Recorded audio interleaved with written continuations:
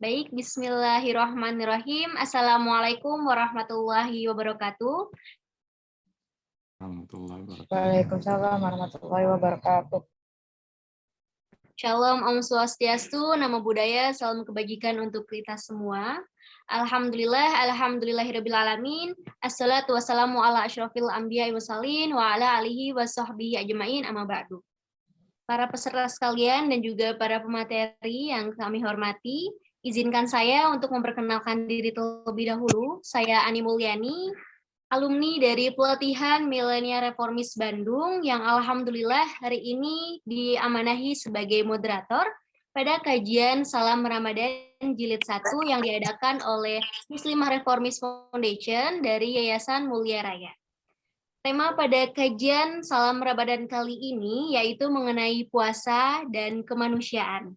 Puasa di bulan Ramadan merupakan kewajiban untuk umat Muslim. Selain itu, banyak sekali hikmah dalam berpuasa yang juga berkaitan erat dengan kemanusiaan.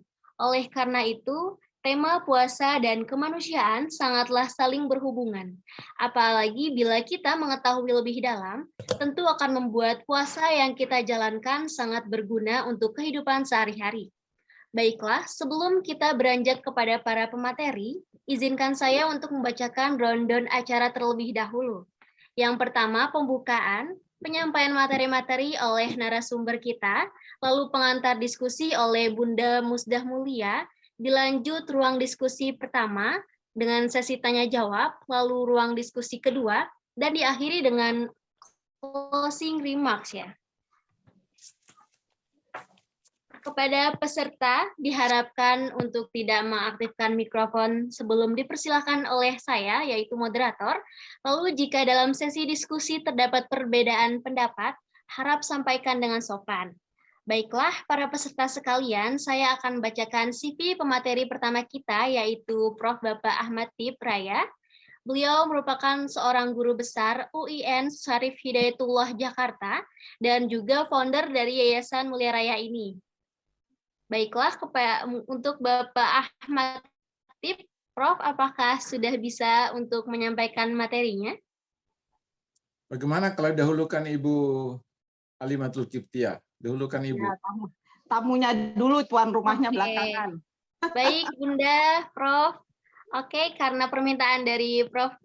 Ahmad dan juga Bunda Musdah, kita akan pemateri kita selanjutnya yaitu Ibu Alimatul Kiptiah selaku Komisioner Komnas Perempuan dan juga Guru Besar UIN Sunan Kalijaga Yogyakarta.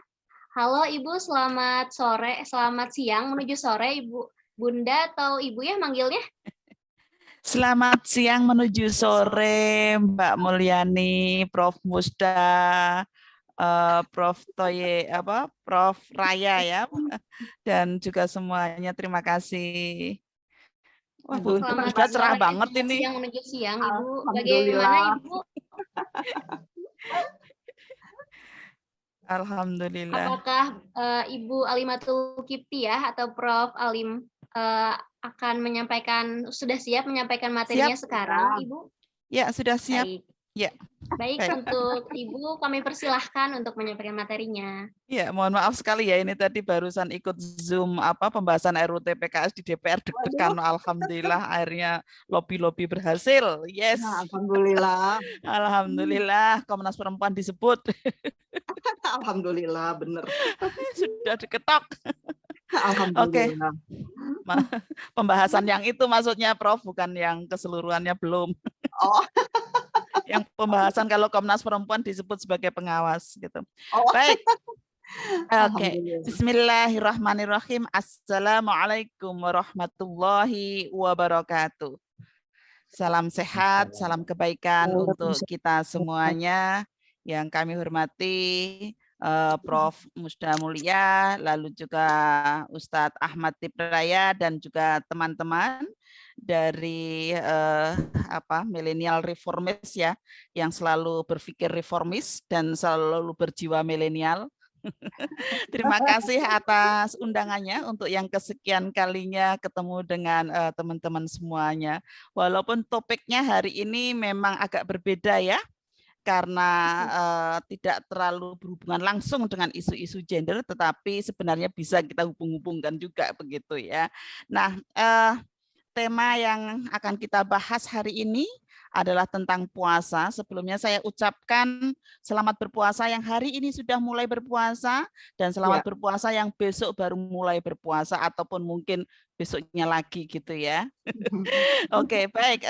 Saya mohon izin untuk share screen yang sudah saya siapkan terkait dengan puasa dan nilai-nilai kemanusiaan gitu ya. Nah, oke, sebentar. Ini sudah. Baik, alhamdulillah kita panjatkan puji syukur kehadirat Allah, kita pada puasa kali ini diperhat, diringankan menjalankan kewajiban ini dan juga diberkahi. Amin ya robbal alamin. Nah, saya beri title dengan puasa memperteguh kemanusiaan manusia. Jadi bagaimana menjadi manusia yang berjiwa manusia. Sehingga kita punya semangat ya, dan juga punya spirit untuk memanusiakan manusia begitu. Nah, oke, ini CV saya tadi sudah disampaikan sedikit ya tentang siapa saya. Saya dari UIN Jogja, tapi sekarang ke Komnas Perempuan dulu, dan di kesehariannya di anggota Tarjih Pimpinan Pusat Muhammadiyah dan juga Ketua LPPA Pimpinan Pusat Aisyah gitu. Juga founder Akademi Feminis Muslim yang insya Allah mulai minggu depan kita juga punya ada series Mbak untuk acara begini, tapi mulainya jam 4 setiap Sabtu. Jam 4 sampai jam 5 ada 4 tema, yaitu tentang ta'aruf milenial, lalu mahar itu mengapresiasi atau merendahkan, kemudian malam pertama dan juga apresiasi bapak rumah tangga. Itu tema-tema yang kita pilih dari Akademi Feminis Muslim yang insya Allah kita ikut menyemarakkan ya puasa ini dengan kajian-kajian yang ada. Itu share nanti Mbak. Ya siap Prof. Ya, oke. Kita mulainya minggu depan karena kita belum tahu apakah tanggal 2 sudah mulai puasa atau belum. Makanya kita mulai Sabtu depan. Tapi untung jamnya beda ya. Ini jam 4, kita jam 6. Nyambung, Jam 16 jadi nyambung begitu. Oke. Baik, materinya tentang makna hakiki Ramadan, lalu mengapa puasa itu diwajibkan, manfaat puasa untuk manusia secara individu dan sosial, dan nilai-nilai kemanusiaan yang utama dari pelaksanaan puasa ini ya. Tapi beberapa saya tambahkan, tidak hanya di sini terkait dengan keragaman berpuasa juga gitu. Nah, Ibu Bapak sekalian yang saya hormati, kalau kita melihat tentang makna daripada puasa ya, sebenarnya ini sudah banyak dikupas oleh para ustadz-ustadzah kita ya terkait dengan makna hakiki puasa. Kita melihat bahwa asal katanya itu kan dari shaum atau puasa yang berarti menahan, dan sebenarnya puasa itu dari bahasa Sanskerta yaitu upavasa gitu ya. Kalau kita lihat maknanya adalah menahan dari segala sesuatu yang membatalkan puasa, makan, minum, aktivitas seksual yang disengaja. Ini kalau menurut puasa menurut Islam. Menurut fikih-fikih dari tradisi Islam. Kalau dari adat gitu, saya tadi langsung searching ya dan coba sedikit FGD gitu dengan teman-teman komisioner, karena teman-teman komisioner kan dari berbagai macam keyakinan ya. Lalu apa sih puasa menurut Katolik, Kristen, adat dan sebagainya, lalu saya tambahkan beberapa informasi. Nah, kalau menurut adat itu mengenali diri dengan pengendalian dan filtrasi asupan yang diserap oleh tubuh. Jadi ada filtrasi asupan, tidak sembarang semua makanan itu masuk ke tubuh, itu kalau adat, makanya ada muteh, ngerowot dan sebagainya. Nah, kalau kemudian dari keyakinan yang lain ya, ini Katolik ya, menahan dari berbagai pantangan sesuai dengan kebiasaan individu. Misalnya pantang merokok bagi seseorang yang selalu merokok, pantang makan daging bagi mereka yang suka makan daging. Nah, jadi menahan dari segala sesuatu yang itu sebenarnya menjadi keinginan dia, yang menjadi kebiasaan, karena ada pengendalian di sana ya. Kalau agama Buddha itu misalnya melatih 3 pintu karma, baik pintu batin, jasmani, dan perbuatan. Artinya menghindari kesenangan duniawi dalam waktu tertentu. Ini Buddha. Saya tadi juga mencoba melakukan penelitian terkait dengan apa sih menurut Hindu. Ya, Hindu itu mengendalikan nafsu indria atau mengendalikan keinginan. Artinya hampir sama ya, ternyata senada gitu. Kalau kita lihat dari makna hakiki puasa ya, sebelum kita bicara tentang puasa Ramadan gitu ya. Nah, karena itu kita bisa melihat bahwa sebenarnya di dalam Al-Qur'an itu dikatakan bahwa hai orang-orang yang beriman, diwajibkan atas kamu berpuasa sebagaimana diwajibkan atas orang-orang sebelum kamu agar kamu bertakwa. La'allakum tattaqun. Wah, ini sudah mulai kita dengarkan ya, mungkin bisa sejak nanti malam saat tarweh ataupun di pengajian-pengajian media itu sudah kita dengarkan. Di sini yang perlu saya garis bawahi adalah sebagaimana diwajibkan atas orang-orang sebelum kamu. Sehingga bisa dikatakan puasa itu ibadah nenek moyang. Ya. Karena sebenarnya bukan hanya tradisi Islam saja ya, tapi tradisi semua agama-agama ya. Semua agama keyakinan mengajarkan umatnya tentang puasa sebagai bentuk pengendalian diri, akan tetapi waktu dan cara pelaksanaannya berbeda. Memang pertanyaan kritisnya ini Prof. Musda ya, kenapa ya yang dikurangi jam kerja hanya saat puasa bagi umat Islam saja? Ya, sekarang kan jam kerja kita dikurangi 1 jam ya, atau istirahatnya lebih lama kan gitu. Kenapa puasa-puasa umat yang lain itu kok tidak dikurangi jam kerjanya? Oke, ini pertanyaan kritis reflektif untuk kita semuanya gitu ya. Nah, Ibu Bapak sekalian yang saya hormati, kalau kita lihat keragaman berpuasa, misalnya puasa bagi orang adat itu adalah ibadah yang dilakukan ya selain umat Islam itu ya, itu ada istilahnya puasa Nusantara. Ada putih, ngerowot, puasa weton. Weton itu setiap 35 hari sekali, yaitu setiap waktu kelahirannya. Ya, kayak saya ini lahirnya 19 September Ahad Pon. Nah, bisa jadi kalau kemudian saya meyakini setiap Ahad Pon itu saya puasa gitu. Misalnya begitu ya, tapi saya tidak ya. Nah, di Katolik tadi puasanya 40 hari. Lebih lama daripada Islam. Tapi boleh minum. Enggak, tapi boleh minum tapi makan hanya sekali dalam waktu 24 jam. Dan tidak boleh berlebihan. Tadi seperti yang saya sampaikan, tidak boleh makanan yang menjadi favoritnya gitu. Di gereja Protestan juga ada menjelang Paskah ada puasa diakonal. Jadi puasa dan berpantang, dan hasil penghematan itu karena berpantang ya, hasil penghematan itu di-share kepada yang membutuhkan. Ya mustad'afin lah begitu kalau di dalam konsep Islam. Nah, kalau orang Buddha cara berpuasanya itu dimulai dari jam 6 pagi sampai dengan jam 12 siang. Diperbolehkan makan dan minum setelah jam 12 siang hingga kemudian jam 6 pagi esok harinya waktunya berpuasa. Itu caranya untuk orang Buddha. Sedangkan yang untuk orang Hindu ya, kalau orang Hindu itu dilakukan dengan tidak makan dan minum apapun ya, dimulai sejak matahari terbit hingga terbenam. Sehingga sebenarnya agak-agak mirip ya caranya, konsepnya begitu. Nah, Ibu Bapak sekalian yang saya hormati, mengapa puasa itu diwajibkan? Ya, la'allakum tattaqun. Itu jelas meningkatkan ketakwaan. Nah, ketakwaan ini yang diukur bukan hanya oleh aktivitas ritual seperti tarweh, tadarus, dan iktikaf, tetapi juga memperbanyak aktivitas kemanusiaan. Memperbanyak sodakoh. Sodakoh itu bisa harta, bisa ilmu, bisa keterampilan, atau bisa menolong dan membela kelompok rentan. Nah, jadi kalau hari ini saya berpuasa, kemudian saya ikut mensupport, memberikan dukungan di rapat di DPR barusan, nah itu berarti masuk kategori bagaimana membela kelompok rentan begitu. Kemudian selain itu juga supaya lebih sehat, memberikan jeda dari kerja keras terutama fisik ya, untuk diarahkan pada aktivitas yang mengarah pada penajaman spiritualitas dan menghidupkan nilai kemanusiaan secara nyata, bukan hanya wacana.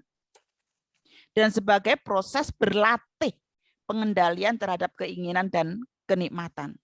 Jadi ketakwaan, kesehatan, dan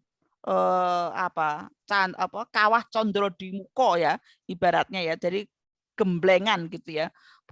Bulan yang untuk menggembleng kita semuanya untuk bagaimana kita berlatih gitu. Nah, kemudian wujud nyata ya, nilai-nilai kemanusiaan puasa itu apa begitu? Ada beberapa hal yang bisa kita lakukan. Misalnya meyakini ya, kebenaran bahwa harta kita minimal 2,5% itu milik orang lain. Menghitung dan mencatatnya dengan cermat. Di buku kecil saya ini, saya sudah 5 tahun ini, alhamdulillah tertib ya di buku kecil saya ini. Saya selalu mencatat di situ, walaupun ya dapat bantuan 50.000, 100.000 dari komunikasi misalnya ya, itu saya catat di sini.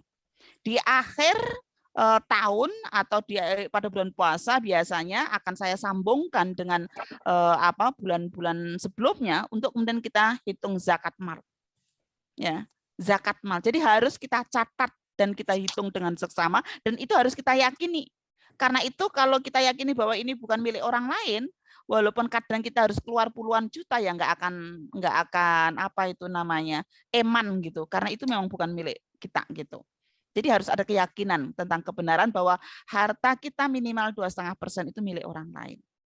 Nah, lalu juga sudah menyiapkan ya sejumlah anggaran atau sedekah amal di awal puasa, bukan hanya menjelang akhir bulan ya atau ketika Idul Fitri. Menurut saya awal puasa juga sudah mulai menyiapkan itu sehingga memudahkan untuk berinfak ke masjid saat beribadah. Kadang-kadang kalau kita mau tarawih itu masih nyari-nyari itu loh. Mau ambil yang merah kebanyakan ya tergantung ya situasi kita masing-masing ya. Mau ambil yang biru kali sekian, maka perlu kita sesuaikan. Kalau kita mampunya setiap mau berangkat tarawih itu 5.000 atau 10.000 atau 20.000 itu kita siapkan.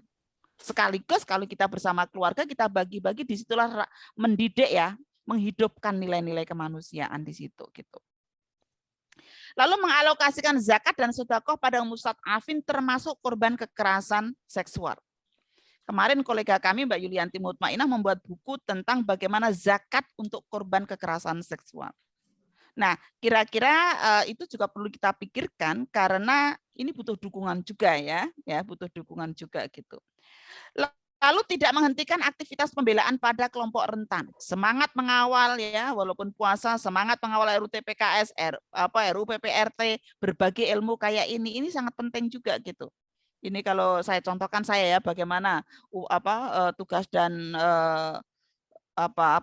pengabdian yang dilakukan oleh Komisioner Komnas Perempuan itu biasanya ya bagaimana kita wujudkan secara nyata upaya-upaya pembelaan itu walaupun berpuasa, kemudian tidak serta-merta berhenti.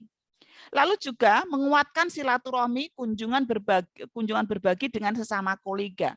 Nah, bukan hanya antara yang mempunyai keterbatasan resource dengan yang mempunyai kelebihan ya, tetapi juga dengan sesama kita kalau berbagi itu juga senang ya.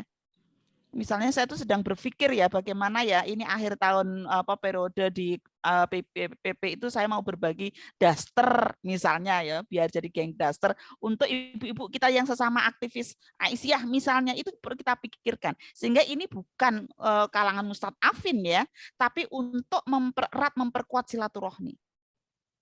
Nah, di bulan puasa itu kemudian bisa kita pikirkan, walaupun sebenarnya tidak harus terbatas pada bulan puasa ya.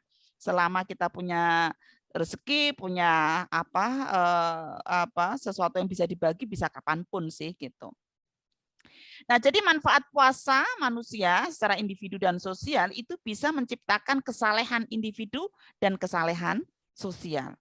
Misalnya mengasah spiritualitas, meningkatkan ketakwaan, lalu menggugurkan kewajiban, tidak merasa berdosa sehingga sehat secara teologis kalau kita melakukan puasa karena kita mengimani bahwa puasa adalah kewajiban.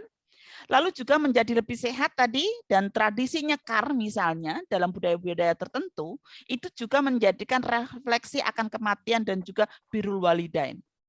Ya, kayak saya ini sudah nggak ada bapak ibu gitu ya.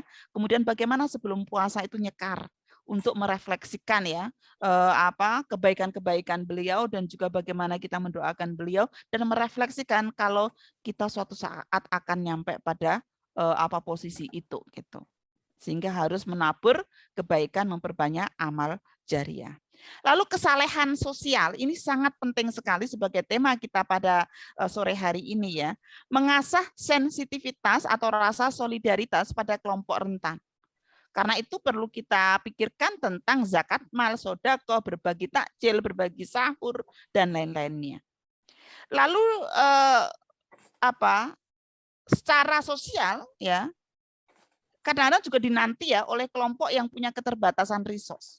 Jadi kalau kita memang sudah terbiasa berbagi ke tetangga-tetangga kita, itu dinanti itu. Saya tadi malam aja ketemu dengan Bu RW sudah ditanyain, jangan lupa loh bingkisan lebarannya gitu. Nah ini berarti memang dinanti ya, sehingga memperkuat, mempererat ya persaudaraan kita gitu.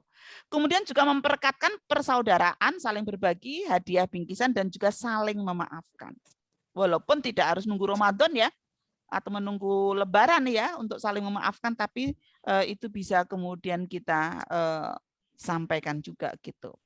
Nah karena itu kalau kita melihat manfaat puasa ya, misalnya Profesor Quraish Shihab itu menjelaskan ya, tafsir ayat puasa yang tersebut itu menyebutkan bahwa kewajiban berpuasa itu tanpa menyebut siapa yang mewajibkannya. Hal ini untuk mengisyaratkan bahwa seandainya bukan Allah Subhanahu wa taala yang mewajibkannya, maka manusia sendiri akan melaksanakannya setelah tahu besarnya manfaat puasa. Puasa yang diajarkan dalam Al-Qur'an dapat membuahkan kesucian jiwa, keikhlasan dan ketulusan. Puasa juga menjadi alat pengawasan diri dan sekaligus perwujudan ketakwaan kepada Allah Subhanahu wa taala. Pada hakikatnya bulan puasa adalah bulan kemanusiaan. Kewajiban puasa Ramadan tidak hanya menuntut peningkatan hubungan vertikal manusia, ya, tapi juga hubungan horizontal juga ya, horizontal sama manusia juga dengan hubungan vertikal dengan Tuhannya. Ya, karena itu sangat penting sekali. Di balik ibadah-ibadah yang disyaratkan itu penuh dengan pesan-pesan kebaikan dan berbuat baik kepada sesama manusia yang mempunyai semangat untuk solidaritas kemanusiaan. Karena itu sangat penting sekali mentransformasikan nilai peribadatan keagamaan menjadi seperangkat nilai sosial kemanusiaan, merupakan sebuah upaya yang perlu terus-menerus dilakukan. Gitu. Terakhir, nilai-nilai kemanusiaan yang utama dari pelaksanaan puasa adalah empati terhadap keterbatasan resource yang kita karena merasakan lapar dan dahaga, ya, maka kita merasakan bagaimana orang-orang yang mempunyai keterbatasan resource sumber daya ketika mereka mau makan aja nggak ada yang mau dimakan, mau minum nggak ada yang mau diminum misalnya gitu. Jadi ada empati ya. Yang kedua adalah menahan tidak berbuat keburukan pada orang lain. Anaso imun, saya sedang berpuasa. Ya, saya tidak ingin melakukan keburukan-keburukan kepada orang lain. Lalu juga tawadu dan kesetaraan. Kesadaran tauhid sesama makhluk dilarang riak, sombong, dan juga merendahkan. Tapi juga hanya jangan perasaan saja ya, tapi harus kita implementasikan. Bagaimana misalnya menyiapkan buka puasa, sahur itu bersama-sama. Di dalam keluarga, anggota keluarga, suami istri, bukan hanya ngandalke, ya toh, ngandalke si istri saja gitu. Kadang-kadang sama-sama bekerja, di beberapa kasus ya, perempuan nyampe rumah langsung masuk dapur, suami masuk kasur. Nah ini berarti ya tidak sesuai dengan semangat nilai-nilai kemanusiaan utama di dalam puasa itu. Karena nggak mungkin dengan berpuasa kita menjadikan orang lain mempunyai beban berlebih ya daripada anggota keluarga yang lainnya. Lalu juga integritas. Kita tuh puasa atau tidak itu urusan kita dengan Tuhan. Ya, kalau sholat kita bisa mengobservasi dia sedang sholat. Kalau puasa nggak bisa orang lain mengobservasi kita tuh puasa atau tidak. Wong orang lain nggak ada tiba-tiba kita minum bisa kok. Gitu. Karena itu integritas ini adalah juga nilai-nilai utama ya di dalam puasa ini. Dan yang terakhir adalah perjuangan dan pembelaan pada kelompok rentan. Bukan karena rentan dari resource, tapi juga rentan karena keberadaannya. Ini juga sangat penting sekali untuk kemudian kita kedepankan. Saya pikir itu pemantik diskusi kami ya dari saya. Mudah-mudahan apa yang saya sampaikan, poin-poin yang dimintakan panitia itu bisa terjawab dan mungkin bisa kita diskusikan lebih detail lagi. Kurang lebihnya mohon maaf, saya akan berguru kepada Ustadz Ahmad dan juga Prof. Muda dan juga para Bapak Ibu lain yang ada di sini. Terima kasih. Assalamualaikum warahmatullahi wabarakatuh. Waalaikumsalam warahmatullahi wabarakatuh. Masya Allah sekali Prof. Alim ya atas pemaparan materinya sangat luar biasa. Alhamdulillah untuk pemateri pertama sudah disampaikan dengan sangat baik oleh Prof. Alim. Mungkin kita langsung lanjut saja sebelum ke sesi tanya jawab. Kita akan mendengarkan terlebih dahulu pemaparan materi oleh Prof. Ahmad Tipraya yang beliau juga seorang guru besar ya, tadi sudah disebutkan juga guru besar UIN Syarif Hidayatullah Jakarta dan juga founder dari Yayasan Mulia Raya ini yang saat ini menyelenggarakan kajian Salam Ramadan ya teman-teman. Mungkin buat teman-teman atau kepoin Instagram Muslimah Reformis Foundation ya atau follow dan juga bisa ke YouTube-nya Muslimah Reformis. Lalu di sini juga kita kerjasama dengan podcast Aku Padira ya. Di situ ada podcast-podcast yang menayangkan atau menyajikan isu-isu mengenai kesetaraan gender atau tentang keadilan dan kesetaraan ya. Di sini podcastnya di Instagramnya @akupadira, kalau YouTube-nya itu Padira, dan Instagram Muslimah Reformis itu Muslimah Reformis Foundation, kalau YouTube-nya Muslimah Reformis. Baik, silahkan untuk Prof. Ahmad Tip, apakah sudah siap untuk menyampaikan materinya? Baru dimulai. Baik, suara saya kedengaran? Terdengar sangat jelas, Prof. Baik. Baik, silahkan Prof. Assalamualaikum warahmatullahi wabarakatuh. Waalaikumsalam warahmatullahi wabarakatuh.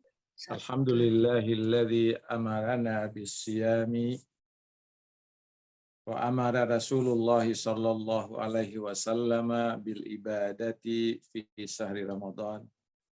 Wassalatu wassalamu ala asyrafil anbiya'i wal mursalin wa ala alihi wa sahbihi ajma'in. Amma ba'd.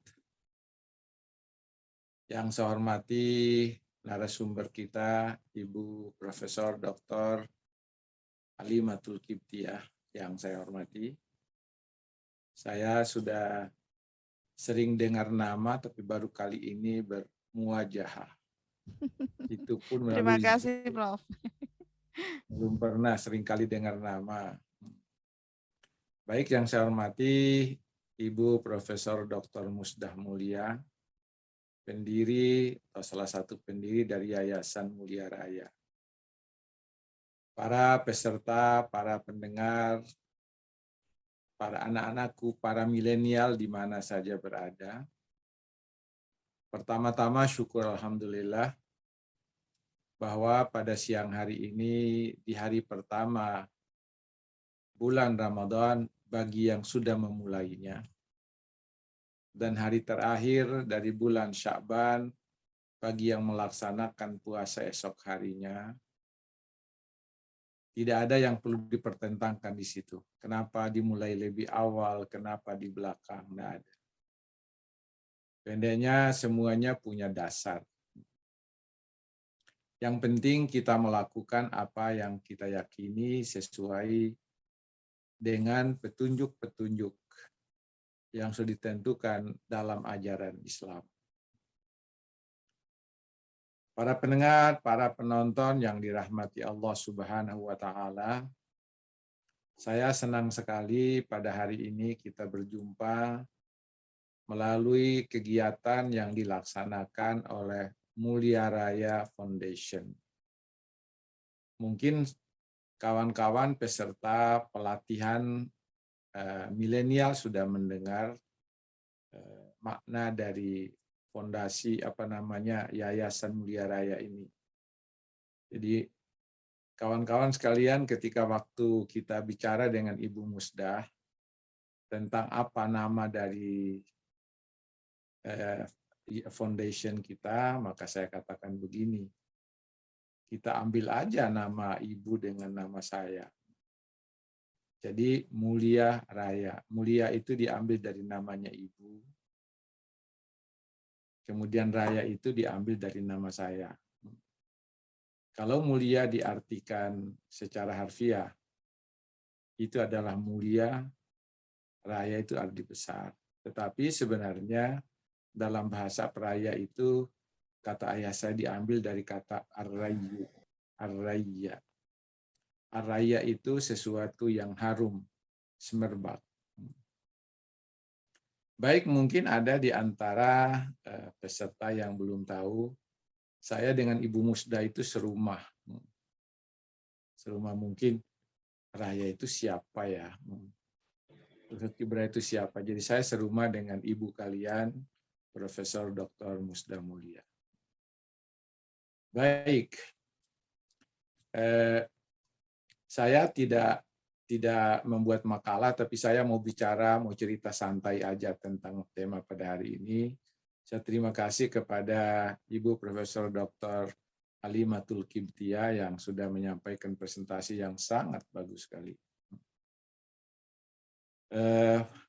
Puasa yang diwajibkan kepada kita dan yang dilaksanakan pada bulan Ramadan itu adalah sarana training, sarana latihan.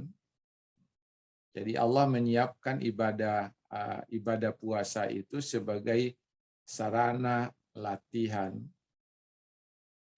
bagi manusia dalam rangka melatih diri mereka, dalam rangka membiasakan diri mereka dengan amalan-amalan tertentu. Melatih diri mereka untuk meningkatkan diri mereka ke derajat kemanusiaan yang lebih tinggi. Karena itulah maka di dalam ayat Al-Quran, seperti yang disebutkan tadi oleh Ibu Halimatul Kibtiyah, kata Al-Quran di akhir ayat itu, di mana ya ayyuhalladzina amanu tadi itu, la'allakum tattaqun. La'allakum itu secara bahasa, la'alla itu sesuatu harapan yang terwujud. Sesuatu harapan yang bisa terwujud. Tetapi kata para ulama ketika menafsirkan kata la'allakum tattaqun itu, sebenarnya kata la'alla itu kalau Tuhan menggunakannya, tidak lagi kita artikan semoga kalian bertakwa, tidak. Pasti kalian bertakwa. Pasti kalian akan menjadi manusia yang muttaqin. Mengapa? Karena ibadah puasa yang dilakukan itu memiliki kompleksitas yang tinggi. Dalam rangka tadi itu mempertahankan integritas, mempertahankan hakikat diri, mempertahankan jati diri, mempertahankan kemampuan untuk menjalin hubungan yang baik dengan diri sendiri, menjaga hubungan yang baik dengan orang lain, dengan sesama manusia, dan itu dimensinya banyak. Menjaga hubungan baik dengan orang tua, menjaga hubungan baik dengan saudara-saudara, menjaga hubungan baik bahkan dengan orang yang tidak kita kenal sekalipun. Menjaga hubungan baik bahkan dengan manusia yang berbeda agama dan keyakinan. Jadi puasa jangan diartikan sebuah ibadah yang eksklusif. Ibadah puasa adalah ibadah dalam rangka menginklusifkan diri kita, dalam rangka meningkatkan hubungan kita dengan diri sendiri, meningkatkan hubungan kita dengan sesama manusia, meningkatkan diri, meningkatkan hubungan kita dengan lingkungan. Lingkungan itu sudah lingkungan non-manusiawi. Kemudian dalam rangka meningkatkan intensitas hubungan kita dengan Tuhan. Karena itu dalam pandangan Islam, seorang manusia harus menjaga hubungan itu. Karena itulah takwa yang diharapkan bisa dicapai dari ibadah puasa itu akan menjadikan kalian itu manusia yang hebat di sisi Tuhan. Akan menjadikan kalian itu menjadi manusia yang dipandang manusia terbaik oleh Allah Subhanahu wa taala. La'allakum tattaqun. Karena takwa itu merupakan tingkatan yang tertinggi dari tingkat identitas kita sebagai manusia. Muslim, mukmin, muslim, muhsin, baru mereka itu disebut muttaqin. Saudara-saudara sekalian, para peserta kajian, bulan Ramadan itu disebut oleh Rasulullah Syahrul Muwasat. Syahrul Muwasat itu adalah bulan persamaan, bulan ekualitas, equality. Jadi bulan persamaan, bulan di mana manusia harus merasa memiliki kesamaan antara satu dengan yang lain.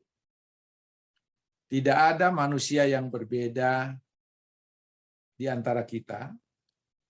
Tidak boleh kita membedakan orang lain karena keimanan kita, karena kehebatan kita dalam keislaman kita, karena kehebatan kita dalam ketakwaan kita. Karena seseorang yang bertakwa itu harus menjaga seluruh dimensi kehidupannya dengan dirinya dan dengan di luar dirinya. Ini yang perlu kita catat. Karena itu saya berikan contoh bagaimana puasa itu memperhatikan aspek kemanusiaan manusia. Kita lihat bagaimana muasatnya, bagaimana kesamaannya ketika manusia muslim dan mukmin melaksanakan ibadah puasa selama 1 bulan. Apa yang mereka rasakan kebersamaannya? Kita lihat dalam ajaran Islam bahwa kita harus imsak pada waktu tertentu. Kemudian nanti setelah kita berpuasa, kita akan berbuka pada waktu tertentu, di mana waktu itu berlaku untuk orang yang ada dalam region tertentu. Karena itu tidak boleh mereka mendahului waktu sebelum mereka mencapai waktu yang ditentukan dalam rangka berbuka puasa. Dan setiap orang tidak boleh melewati waktu sahur, tidak boleh melewati waktu imsak, karena itu dilatih untuk kebersamaan. Kemudian semua manusia muslim dan mukmin yang sedang melaksanakan ibadah puasa itu merasakan hal yang sama, yaitu merasa lapar ketika berpuasa, mereka haus ketika berpuasa. Ini menjadikan manusia yang berpuasa itu berpikir bahwa setiap manusia pasti merasakan lapar kalau dia tidak makan, dan manusia merasa haus kalau dia tidak minum. Semua itu menjadi karakteristik atau kebiasaan semua manusia. Lalu dari situ muncullah pemikiran kita, bagaimana halnya kalau seseorang itu tidak punya apa-apa untuk dimakan dan tidak punya sesuatu untuk diminum. Maka ajaran puasa itu melahirkan empati terhadap orang lain, melahirkan rasa solidaritas terhadap orang lain, melahirkan rasa kemanusiaan terhadap orang lain. Itulah sebabnya kawan-kawan sekalian, ajaran yang disampaikan kepada kita oleh Rasulullah bahwa bersedekah pada bulan Ramadan itu, bersedekah arti memberikan sesuatu kepada orang lain. Karena boleh jadi tadi karena kita sudah merasa empati terhadap apa yang kita rasakan, itu pahala yang diberikan oleh Allah begitu tinggi, kawan-kawan dan saudara-saudara sekalian. Saya beri contoh. Saya beri contoh, misalnya dalam sebuah hadis Rasulullah menyatakan begini. Man fattara sha'iman, man fattara fihi sha'iman, barang siapa yang memberikan makanan pembuka puasa kepada orang yang sedang berpuasa pada bulan Ramadan, apa yang didapat oleh dia? Ada 3 pahala yang luar biasa. Yang pertama apa? Kana magfiratan li zunubihi. Maka apa yang disampaikannya itu, apa yang diberikannya itu akan menghapuskan semua dosanya. Nah, ini kan kita empati terhadap orang lain, kita mau berbagi kepada orang lain. Berbagi itu adalah sebuah sifat yang ada dalam diri seseorang untuk berbuat baik dan berbagi kepada orang lain.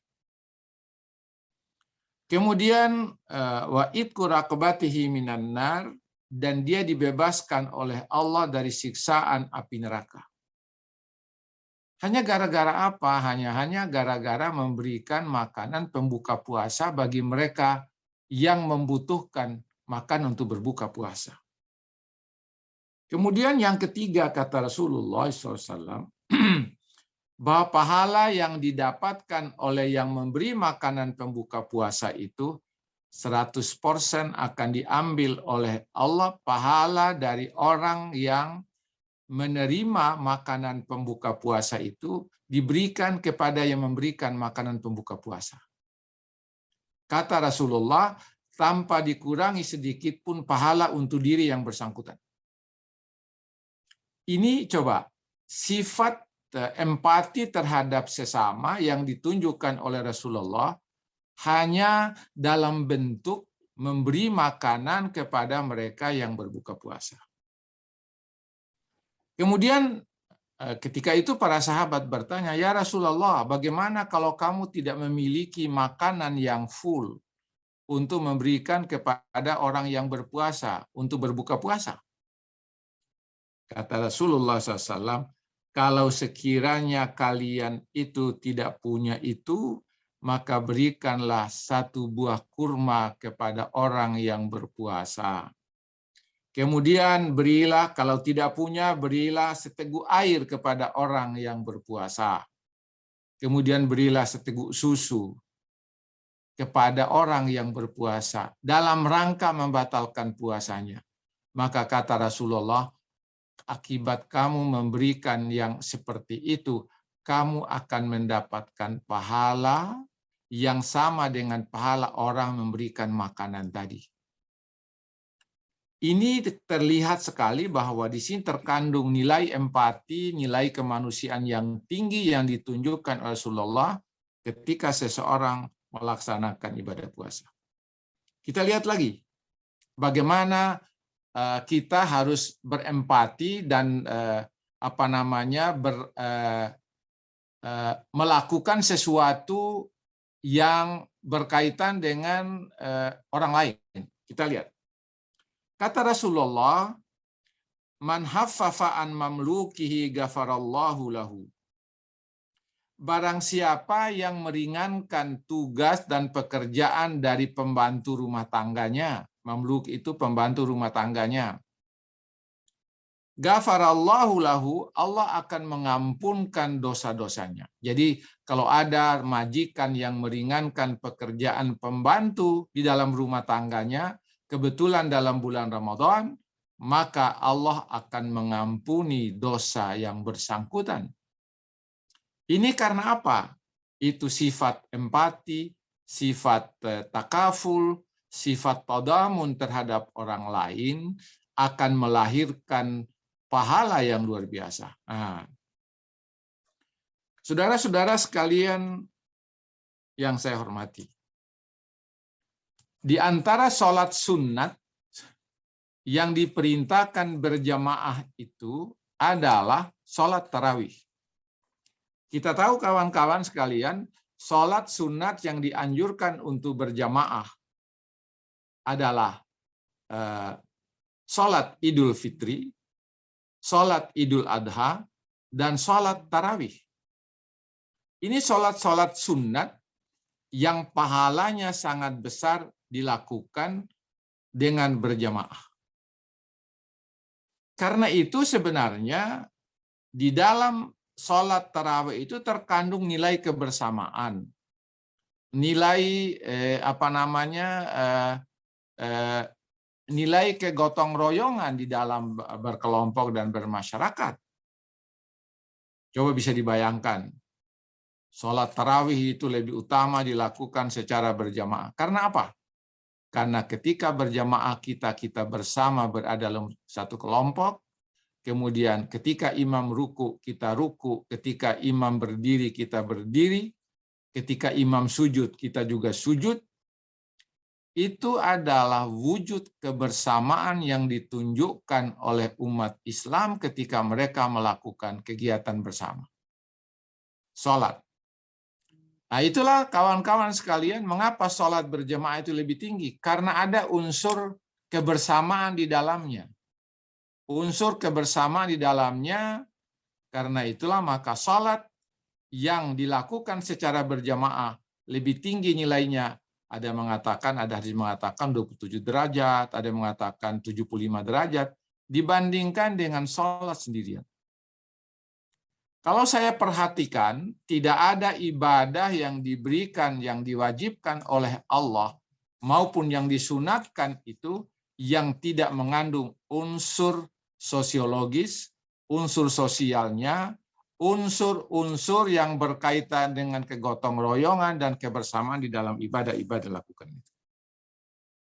Karena itulah kawan-kawan sekalian, puasa ini menjadi fasilitas dan sarana yang dipersiapkan oleh Allah untuk mendidik diri sekali dalam setahun.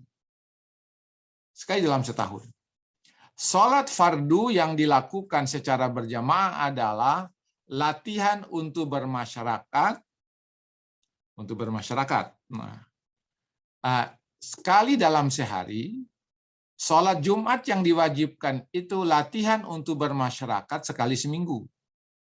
Ibadah puasa itu adalah latihan bermasyarakat sekali setahun. Kemudian dalam bulan haji, di mana kaum muslimin seluruh dunia melaksanakan ibadah haji, itu juga sarana dan latihan untuk bermasyarakat sekali seumur hidup. Di sini pentingnya ibadah-ibadah itu, karena pasti ibadah itu punya kaitannya dengan kebersamaan, dengan tenggang rasa, kemudian dengan solidaritas dengan yang lain. Bisa dibayangkan, begitu hebatnya solidaritas kita ketika kita melaksanakan sholat misalnya. Apapun kesalahan imam, itu ada etikanya untuk kita tegur. Ada caranya. Bagaimana wanita harus menegur kesalahan imam, bagaimana laki-laki harus menegur kesalahan imam. Itu kita biasa dengar, kalau laki-laki mengatakan subhanallah, kalau perempuan cukup tepuk tangan. Yang repotnya kalau imamnya tidak tahu, ada apa perempuan tepuk tangan. Itu ada cara, bagaimana cara kita berkomunikasi ketika kita bermasyarakat dalam sholat, ada etika-etika yang dilakukannya. Inilah juga yang kita harus praktekkan dalam kehidupan. Tidak boleh kita mencaci, memaki orang lain karena perbedaan-perbedaan dengan kita, perbedaan keyakinan dengan kita, perbedaan-perbedaan faham dengan kita. Karena kita itu, kata Rasulullah, an-nasu sawasiyatun, manusia itu sederajat, equal. Ka'asnanul misti, kata Nabi, sebagaimana jari-jari, katakanlah jari-jari gitu, jari-jari sisir.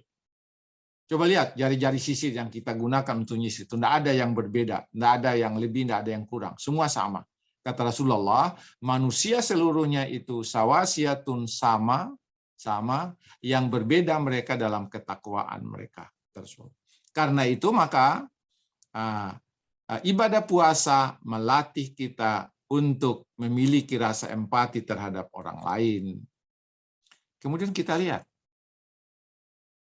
apakah puasa itu ketika kita melaksanakan melaksanakan perintah Allah dan beribadah kepada Allah, kita mengabaikan hubungan kita dengan orang lain. Tidak. Ada sahabat yang ketika itu puasa terus, yang ketika itu beribadah terus pada malam hari, tidak pernah dia makan, tidak pernah dia minum pada siang hari, dan malam tidak pernah dia tidur. Apa kata Rasulullah? Ingatlah, wahai sahabatku, kata Rasulullah, matamu itu ada haknya untuk kamu, kemudian perutmu itu ada haknya untuk kamu. Kemudian apa kata Rasulullah? Sesungguhnya keluargamu ada haknya untuk kamu. Kalau kamu berpuasa terus, berarti kamu mengabaikan hak keluargamu, hak istrimu, kata Rasulullah. Kalau itu terus yang kamu kerjakan, maka kamu tidak memperhatikan hak-hak orang lain yang ada pada dirimu. Karena itu maka Islam itu mengajarkan kita untuk moderasi. Untuk tidak ekstrim ke sana, tidak ekstrim ke kiri, tidak ekstrim ke kanan. Kita moderasi, tengah-tengah. Ini kawan-kawan sekalian, karena itu maka puasa dengan tema hari ini, puasa kemanusiaan, begitu banyak aspek kemanusiaan yang terlatih ketika kita melaksanakan ibadah selama dalam bulan Ramadan. Bukan saja pada puasa. Ibadah selama bulan Ramadan itu akan melahirkan manusia-manusia yang punya rasa empati terhadap orang lain, memiliki rasa solidaritas kepada orang lain, kemudian merasa bahwa manusia itu adalah pada hakikatnya sama di antara kita ini. Itu saya kira menjadi bahan kita pada hari ini, kawan-kawan sekalian, untuk diskusi kita pada hari ini. Saya senang sekali, terima kasih kepada MC, Ananda saya, siapa tadi namanya? Ani Mulyani, Prof. Mulyani, terima kasih. Saya Mulyani dipanggil aja Prof. Tip, nggak usah panjang-panjang, Ahmad Ibrahim kepanjangan. Ya. Prof. Musda Mulia silakan pilih aja. Prof. Musda atau Profesor Mulia silakan. Saya juga Profesor Raya juga boleh. Saya kalau di kampung itu kawan-kawan nggak dikenal Ahmad Ibrahim itu, yang kenal Raya. Raya. Oke, saya kira itu sebagai pengantar kita pada hari ini. Terima kasih banyak. Assalamualaikum warahmatullahi wabarakatuh. Waalaikumsalam warahmatullahi wabarakatuh. Alhamdulillah, terima kasih banyak kepada Prof. Tip atau Prof. Raya ya Prof, yang sudah menyampaikan materi luar biasanya mengenai tema kita kali ini, yaitu puasa dan kemanusiaan yang tentu saling berkaitan satu sama lain ya. Mungkin sebelum kita beranjak kepada sesi tanya-jawab atau ruang diskusi, ada sesi terlebih dahulu, yaitu pengantar diskusi oleh Bunda kita, Prof. Musdah Mulia. Halo, Bunda Musdah, apakah sudah terhubung? Sudah ya, makasih ya. Dan silakan untuk Bunda untuk mengantarkan diskusinya. Terima kasih Mbak Mulyani. Alhamdulillah ya, kita sudah memulai satu sesi pertama dalam rangkaian diskusi kita. Bismillahirrahmanirrahim. Assalamualaikum warahmatullahi wabarakatuh. Salam sejahtera untuk kita semuanya. Tadi sudah kita dengarkan dengan sangat baik sekali ya presentase dari Prof. Alim dan juga dari Prof. Tip ya, dua-duanya berbicara tentang puasa dan maknanya bagi kemanusiaan. Dan tadi sudah sangat jelas ya bahwa dengan berpuasa kita dapat meningkatkan kualitas kemanusiaan kita menjadi orang yang bertakwa. Jadi yang disebut dengan takwa itu adalah manusia yang memiliki kualitas kemanusiaan yang tinggi. Jadi kualitas kemanusiaan itu nggak datang dengan sendirinya, dia harus dibangun ya, diasah dan sebagainya. Dan salah satu bentuk tadi Prof. Alim mengatakan candra di muka, kawah candra di muka, sebuah tempat penggemblengan itu adalah di bulan puasa. Tetapi jangan hanya di bulan puasa, begitu selesai puasa kita kembali lagi ya pada karakteristik asli kita yang sering menggunjing, yang sering menghasut, ya sering menebar hoax dan sebagainya ya, membuat kondisi dalam masyarakat kita menjadi keruh ya. Karena itu saya pikir apa yang harus kita lakukan ya dengan puasa ini, bagaimana caranya dengan mekanisme puasa ini, karena semuanya tadi sudah menjelaskan. Saya mengambil satu kesimpulan bahwa puasa itu adalah sebuah mekanisme kontrol diri untuk membangun ketakwaan dalam diri kita. Jadi sebuah mekanisme kontrol diri yang harus kita lakukan semuanya sebagai orang yang beriman, bahwa dengan berpuasa kita dapat mengontrol pikiran kita untuk tidak tidak negative thinking, tidak suudzon ya, mengontrol jiwa kita, mengontrol syahwat kita ya. Karena itu ya kalau kamu betul-betul berpuasa, kamu akan menjadi manusia paripurna. Kira-kira seperti itu pesannya ya. Nah, nilai-nilai kemanusiaan yang penting yang dapat kita raih dari kegiatan berpuasa ini adalah membangun sikap tauhid yang kuat. Tauhid itu adalah sebuah sikap di mana kita tidak mengakui ada Tuhan yang lain selain Allah Subhanahu wa taala. Karena dengan sikap ini membawa kita mau tidak mau kepada pengakuan terhadap prinsip kesetaraan manusia. Ya kan hanya ada satu Tuhan, yang lain itu bukan Tuhan dan kita juga bukan Tuhan. Karena itu ya dengan mengakui hanya ada satu Tuhan, membawa kita suka atau tidak suka kepada prinsip kesetaraan manusia, kepada mengakui kepada membawa kepada prinsip keadilan. Ya bagi semua manusia nggak boleh ada manusia yang diperlakukan diskriminatif, eksploitatif, dan penuh kekerasan dan sebagainya. Dan itu juga membawa kepada prinsip kebebasan manusia. Ya manusia itu bebas, merdeka. Ya tidak boleh ada manusia yang diperbudak untuk alasan apapun. Nah inilah menurut saya nilai-nilai kemanusiaan ini perlu kita tanamkan bukan hanya di bulan puasa, tetapi lebih penting lagi setelah puasa ini berakhir nanti 11 bulan ke depan. Nilai-nilai kemanusiaan yang kita dapatkan dalam berpuasa ini itu betul-betul dapat kita praktekkan sepanjang tahun, bahkan sepanjang hidup kita. Karena itu dengan puasa ini kita membangun nilai-nilai empati, nilai-nilai tawadu, ya, nilai-nilai kesetaraan, dan yang paling penting juga adalah nilai integritas, sehingga kita betul-betul memiliki integritas moral yang sangat kuat ya sebagai orang yang mengaku beragama. Nah, tadi juga Prof. Tip juga menggarisbawahi ya kepada kita bahwa puasa ini adalah bulan puasa ini disebut dengan bulan kesetaraan. Bagaimana kita betul-betul ya menyadari kesetaraan kita sebagai manusia. Karena itu nggak boleh ada perilaku atau tindakan-tindakan yang mengeksploitasi sesama untuk alasan apapun. Yang kedua, bahwa bulan ini adalah bulan kebersamaan, di mana kita harus membangun sinergi, membangun sinergitas, yang membangun kolaborasi, membangun gotong royong, kebersamaan di antara kita semua untuk apa? Untuk membangun kemaslahatan, membangun kemajuan. Nah, pertanyaan kritisnya adalah kenapa ya negara-negara yang mengaku, yang penduduknya itu mengaku diri sangat beragama, itu kok tidak menunjukkan kondisi negara yang bahagia, negara yang maju, negara yang sejahtera?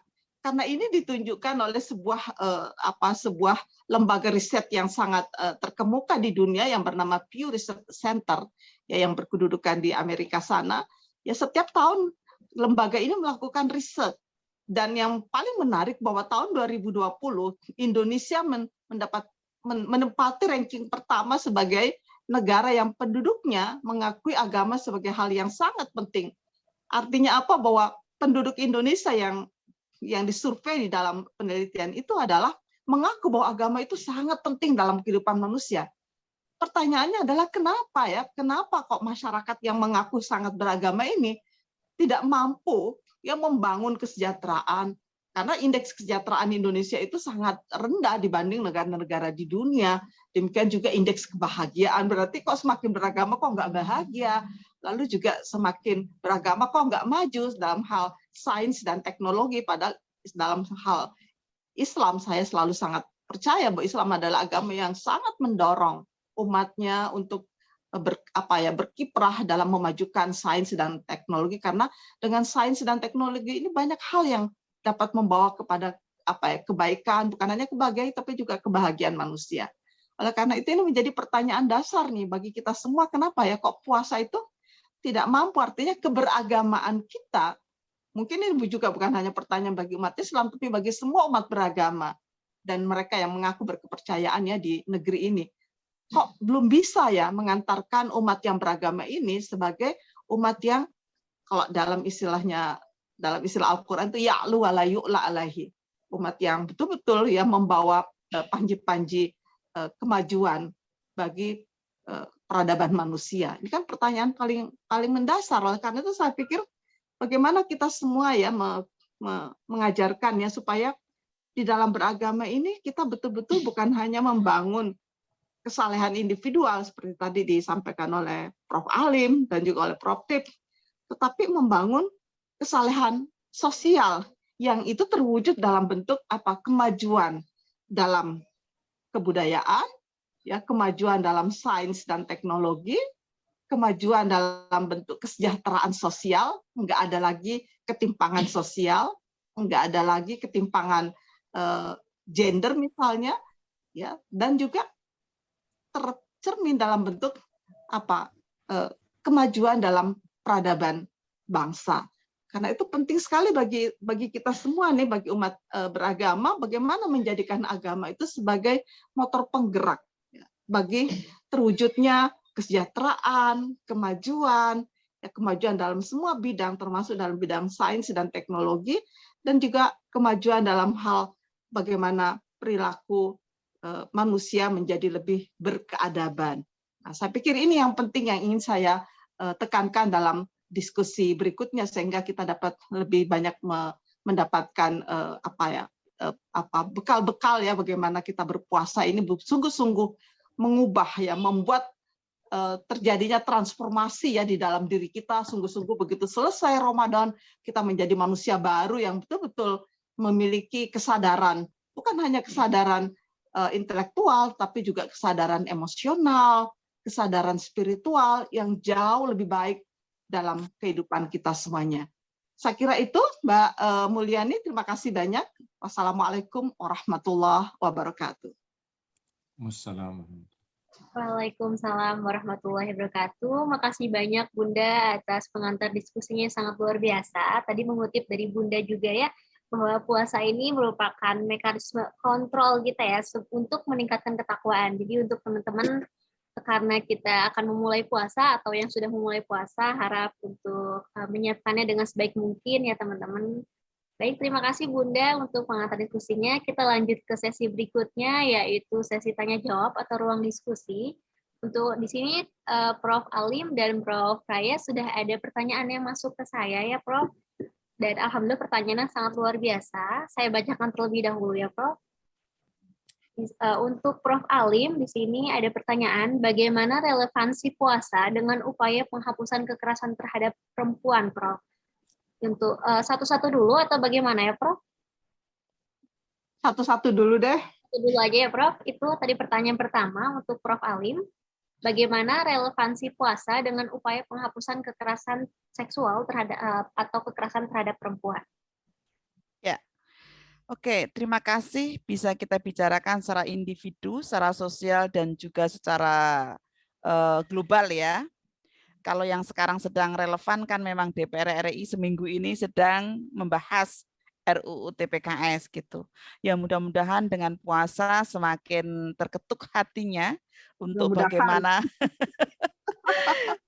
sudah bahas denda ini Mbak, mohon maaf makanya tadi saya di awal kurang fokus ya sampai membuka acaranya nggak pakai dalil-dalil, biasanya pengajian itu kan pakai assalatu wassalamu sampai lupa saya Prof.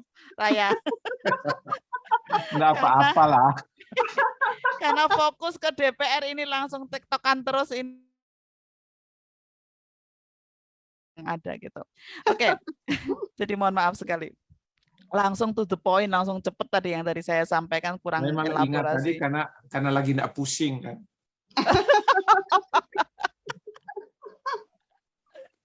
Pak, jadi memang baru ketemu ini dengan suaminya Prof. Musda ini dengan Prof. Raya ini ya. Wah, makasih sekali ini jadi luar biasa ya. Baik, oke. Jadi dari sisi sistem kebijakan untuk yang relevan saat ini ya, mudah-mudahan memang ini memperlancar ya jalannya persidangan di DPR yang sedang membahas RUU TPKS bersama pemerintah dan teman-teman kita jaringan masyarakat sipil dan Komnas Perempuan menjadi fraksi balkon dan fraksi WA untuk kemudian melakukan lobby-lobby supaya ide-ide kita itu tersampaikan kepada pemerintah dan DPR gitu. Itu yang pertama. Nah, yang kedua, secara umum kita sebagai manusia di dalam Al-Qur'an itu kan cara untuk menekan atau mengendalikan keinginan nafsu seksual salah satunya itu kan adalah dengan ghodul basar dan berpuasa. Ya, dengan ghodul basar dan berpuasa. Saya yakin teman-teman pernah mendengar ya maksara sabab, hei pemuda, ya kan? Kalau kamu pengen menikah tapi belum mampu maka berpuasalah, kan begitu. Sehingga ini bisa juga menjadi upaya-upaya untuk penghapusan kekerasan seksual itu gitu. Karena namanya ghodul basar itu kan bukan hanya memejamkan mata ya, tapi kan ya juga memejamkan pikiran, kemudian tidak berpikir untuk melecehkan orang, ya kan? Apalagi sedang berpuasa, kan gitu. Ya, sehingga harapannya itu kalau setiap individu-individu berpuasa untuk tidak hanya di bulan puasa saja, berpuasa untuk tidak melecehkan kemartabatan manusia, tidak melakukan kekerasan seksual, maka sebenarnya itu akan mampu mengurangi daripada kekerasan seksual, karena makna hakiki daripada puasa itu kan pengendalian dan juga menahan diri gitu. Kemudian juga menurut saya yang ketiga adalah kalau kita meyakini bahwa kita akan dilipat gandakan amal ibadah kita di bulan puasa, maka ayo kita lipat gandakan kampanye-kampanye anti kekerasan seksual di bulan puasa ini gitu.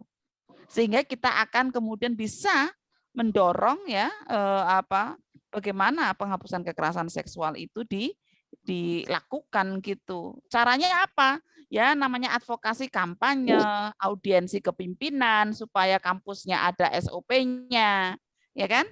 Lalu juga bagaimana kita menguatkan keluarga kita supaya melek ya terhadap literasi jenis, bentuk, dan upaya-upaya pencegahan kekerasan seksual. Nah itu bisa kemudian dilakukan gitu. Mungkin tolong kepada para Bapak Ibu peserta di sini yang menjadi takmir masjid ya, Mbok kasihlah peluang perempuan itu menjadi penceramah masjid gitu loh. Ya, penceramah tarweh gitu loh. Itu kan jarang sekali ya penceramah perempuan ketika tarweh itu. Wah, saya aja menurun ini. Tahun ini biasanya ada 3 masjid tuh yang undang saya di antara ceramah masjid itu. Tarweh itu. Ya ini tinggal 2 ini. Yang satu sudah tidak ngundang saya lagi kan. Waduh, ini jangan-jangan kena virus suara perempuan adalah aurat kan. Nah, ini kan menjadi persoalan gitu. Nah, kalau suara perempuan aurat arahnya ke seksual ya, karena itu salah satu upaya para takmir masjid untuk menghapus kekerasan seksual, yaitu dengan menghilangkan stereotip bahwa perempuan adalah suaranya adalah aurat, adalah dengan menjadwal ya daiyah mubalighot perempuan untuk menjadi penceramah antara tarawih dan sholat isya itu. Nah, itu adalah upaya-upaya konkret itu kalau begitu gitu. Saya pikir itu Mbak Mulyani, nanti Prof. Raya dan Prof. Muda bisa menambahkan. Terima kasih. Baik, terima kasih banyak Prof. Alim atas jawabannya gitu ya. Jadi buat teman-teman di sini mungkin lebih tergerak gitu ya Prof untuk menyuarakan tadi ya kasus kekerasan gitu, untuk stop kekerasan terhadap perempuan dan lain-lainnya gitu.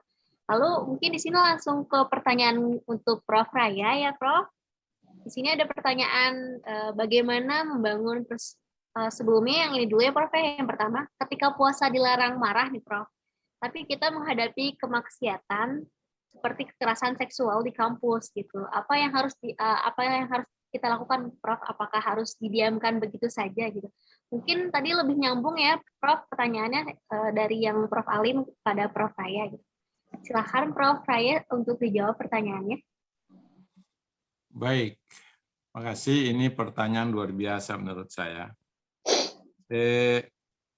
Ini pertanyaan pertama dan kedua ini sangat relevan ya, sangat mengait satu sama lain.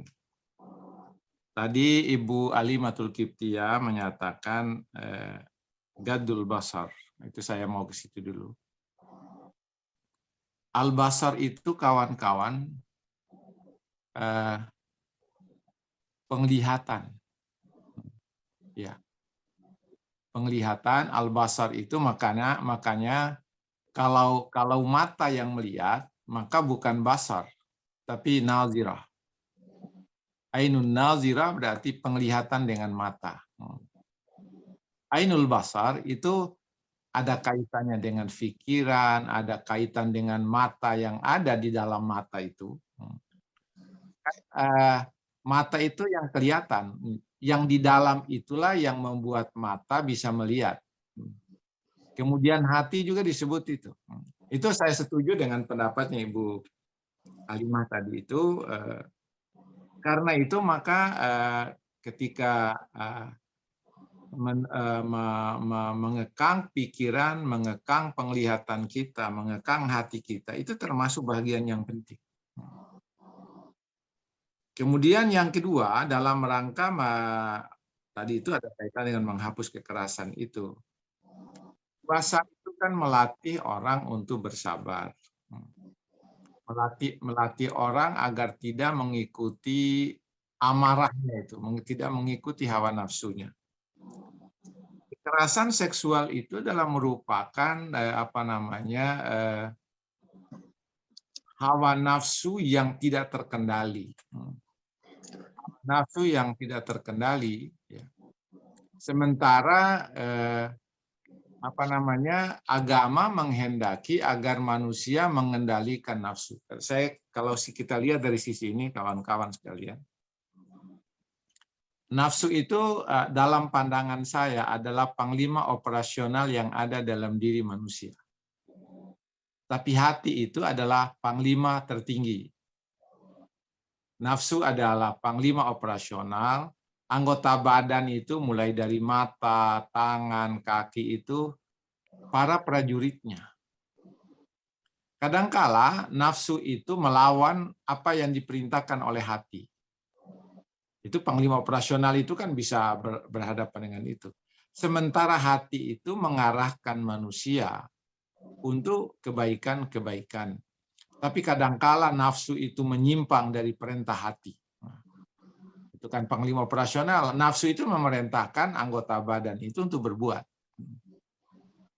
Karena itu maka seseorang harus bersabar. Sabar itu menahan diri, menahan hawa nafsunya, menahan pikirannya, mengendalikan pandangannya. Ini as-sabru itu. Karena itu as-sabru dalam pengertian Imamul Ghazali bukan hanya sabar melihat sesuatu yang tidak mengenakkan terhadap diri kita, tetapi juga sabar itu kemampuan seseorang memanfaatkan waktu dalam rangka melaksanakan perintah Tuhan. Itu sabar itu. Karena itu ketika seseorang melakukan kekerasan terhadap perempuan, itu berarti dia kehilangan kesabarannya. Dia tidak memiliki kemampuan untuk mengendalikan hawa nafsunya. Karena dia tahu kekerasan terhadap perempuan adalah perbuatan zalim. Kalau dia melakukan tindakan seperti itu, berarti dia tidak mampu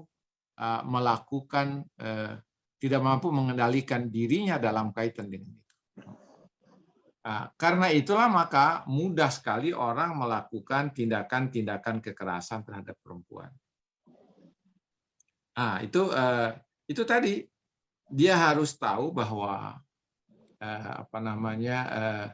manusia itu adalah sama, ya, sama, walaupun nanti manusia antara laki dan perempuan itu diberikan kudrat yang berbeda, ya.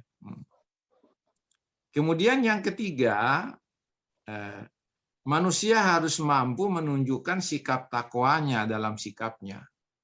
Tadi sudah saya sebutkan, takwa itu sebenarnya kemampuan seseorang untuk tetap menjaga dan melaksanakan perintah Allah dan menjaga agar dia tidak melakukan larangan-larangan Allah. Nah, ini kalau dia berpegang teguh pada sikap takwanya itu, maka kekerasan yang dilakukan terhadap perempuan tidak akan terjadi. Karena dia tahu bahwa kekerasan terhadap perempuan adalah kezoliman terhadap perempuan. Jika ini yang terjadi, maka dia telah melakukan pelanggaran terhadap apa yang sebenarnya digariskan oleh Allah untuk dilakukan.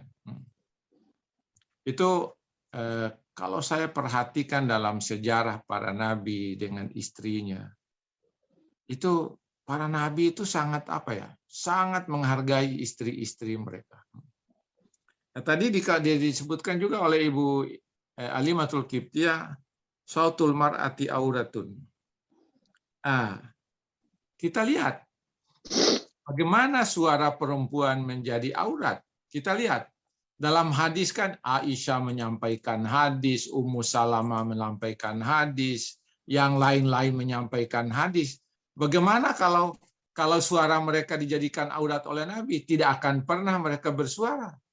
Berarti sautul mar'ati auratun itu berkaitan dengan persoalan yang lain. Makanya saya setuju dengan Ibu Alimatul Qibtiyah tadi, itu perempuan harus ditampilkan di situ. Siapa bilang suara perempuan yang berceramah itu aurat?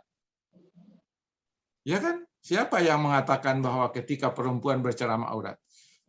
Saya teringat siapa ini yang ulama modern sekarang ini, yang di apa namanya? Ada yang mengharap kitab Fiqh Zakah itu. Aduh, lupa. Ini sifat profesornya ini, lupa ini. Mina Wadud. Bukan, yang laki-laki. Oh? Zakat Khairuddin Nasution. Tidak, dia di apa namanya di luar. Ketika dia berkunjung ke IAIN dulu, ada yang bertanya, bagaimana pandangan Syekh tentang sautul mar'ati aurah, katanya gitu. Itu yang dimaksud sautul mar'ati aurat itu adalah wanita-wanita yang berbicara tentang sesuatu yang merangsang laki-laki, kata beliau. Coba Anda lihat, katanya Aisyah itu menyampaikan hadis, Ummu Salamah.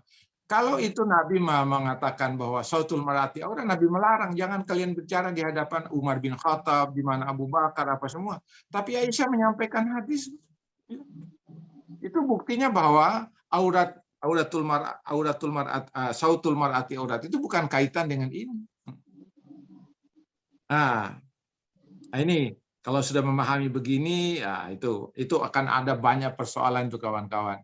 Bagaimana apa namanya soal jilbab, soal macam-macam, soal itu akan berkaitan semua dengan itu. Baik.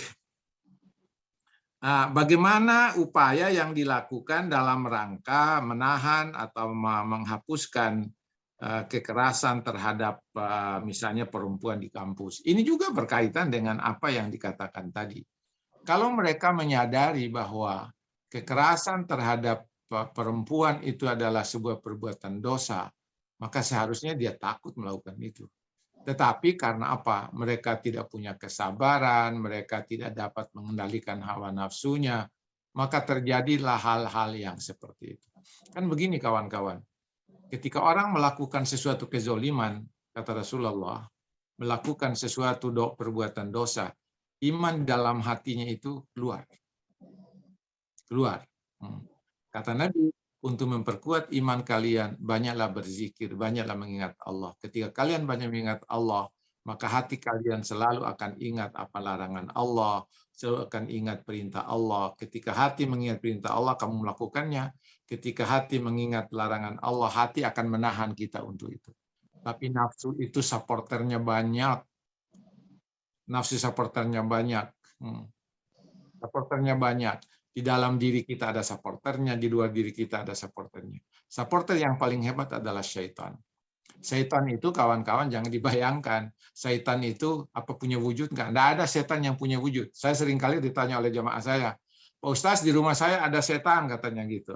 Ketika saya tanya, Bu di rumahnya Ibu ada berapa orang yang di rumahnya Ibu? Ada 5. Ya salah satu di antara yang 5 itu yang setan, saya bilang gitu. Karena apa? Setan itu tidak punya wujud. Setan itu sifat-sifat buruk yang ada pada manusia dan jin. Lalu saya berbalik. Mungkin Bu yang Ibu maksud itu jin, bukan setan. Ya Pak Ustaz itu yang saya maksud katanya jin. Ya, kalau jin itu Bu sama dengan kita ada di mana-mana, saya bilang begitu. Ini kaitannya dengan pemahaman yang seperti itu. Saya kira itu yang bisa saya berikan. Luar biasa pertanyaannya nih. Baik, terima kasih banyak Prof. Raya sudah menyampaikan jawabannya ya dengan sangat luar biasa. Karena tadi pertanyaan pertama dan kedua memang saling ada keterhubungannya gitu ya Prof ya. Lanjut mungkin ke Prof. Alim. Ini ada pertanyaan untuk Prof. Alim. Pertanyaannya seperti ini, Prof. Kita tidak bisa menutup mata nih, Prof, bahwa di Indonesia ini ada yang memiliki kecenderungan jenis kelamin tertentu atau transgender gitu, Prof. Nah, banyak perbedaan dalam pilihan beragama. Nah, implementasi kemanusiaan yang bisa dilakukan untuk berempati pada mereka itu seperti apa ya, Prof? Seperti itu pertanyaannya, Prof. Implementasinya gitu. Implementasi kemanusiaan. Baik, Prof, bagaimana? Apakah ingin dijawab? Ya, implementasi kemanusiaan pada kelompok rentan ya, atau kelompok minoritas seksual, misalnya tadi sudah disampaikan tentang LGBT itu gimana ya? Satu, kita menganggap bahwa mereka juga manusia sempurna. Al-karomah al-insaniyah, mereka juga punya hak untuk berpuasa, punya hak untuk beribadah begitu, ya kan? Kalau larangan-larangan terkait dengan aktivitas seksual ya sama, itu dilarang juga kepada yang heteroseksual. Ya, tidak kemudian ada privilege tertentu kalau kemudian yang non heteroseksual lalu boleh berzina juga nggak boleh. Kan begitu ya. Sehingga sebenarnya kemanusiaan kita adalah bagaimana mengakui keberadaan mereka sebagai manusia sempurna yang punya hak untuk hidup ini, hak untuk beribadah, hak untuk puasa, hak untuk melakukan aktivitas ritual, spiritual dan juga sosial. Di Jogja itu ada namanya pesantren waria ya, namanya Al-Fatah, pesantren Al-Fatah ya. Saya memang pernah juga sih menyampaikan pengajian tentang peringatan Isra Mi'raj. Peringatan Isra Mi'raj, lalu pertanyaannya, kami itu kalau mau sholat posisinya di mana? Ya, yang waria ya, gitu kan. Ada juga yang transpuan ya, misalnya di WA grup seberah ada itu kayaknya, atau mungkin bukan deng, ada juga itu yang transpuan juga misalnya gitu kan, Mas Alfikar itu. Nah, saat itu ya, secara realitasnya saya coba nanya ya kepada teman-teman waria yang ada di pesantren Al-Fatah itu, ini cara sholatnya seperti apa ya? Gitu. Mau pakai apa begitu? Oh, kami Bu dari 40 itu yang 8 pakai ruko, yang lainnya pakai sarung. Ya monggo aja senyamannya ya. Karena kalau kita mau pakai fikih klasik ya, mungkin nanti Prof Yaya juga bisa menjelaskan, itu kadang-kadang kan posisinya kan masih laki-laki, kemudian anak laki-laki, baru kelompok transgender itu baru perempuan gitu. Jadi kita pun juga masih perempuan tuh masih di belakang yang nomor kesekian gitu ya. Nah, persoalannya kadang-kadang kan memang kalau masalah batal puasa itu kalau berbicara bukan batal sholat ya, itu kan juga agak berbeda ya. Ini kebetulan nih yang waria ini dia misalnya memilih pakai ruko. Sementara dia berdekatan yang satu Muhammadiyah, yang satu NU. Ya kan? Nah, kalau yang sama Muhammadiyah habis sholat salaman kan nggak batal. Tapi kalau sama NU, anak-anak remaja tuh, nah itu kadang-kadang guyonan kan, dijawil-jawil jadi batal kan begitu. Wah, ini kan jadi pusing itu teman-teman NU itu kalau mau duduk bersamaan dengan yang waria yang pakai rukuh itu gitu. Kalau dia masih mempersepsikan dia sebagai laki-laki, ya kan jadinya nggak mau salaman nanti batal kan gitu, nggak bisa sholat apa itu ba'diyah sholat kan ya sunah gitu ya. Tapi kalau Muhammadiyah Aisyah kan nggak batal kan karena yang dimaksud batal adalah hubungan suami istri kan begitu.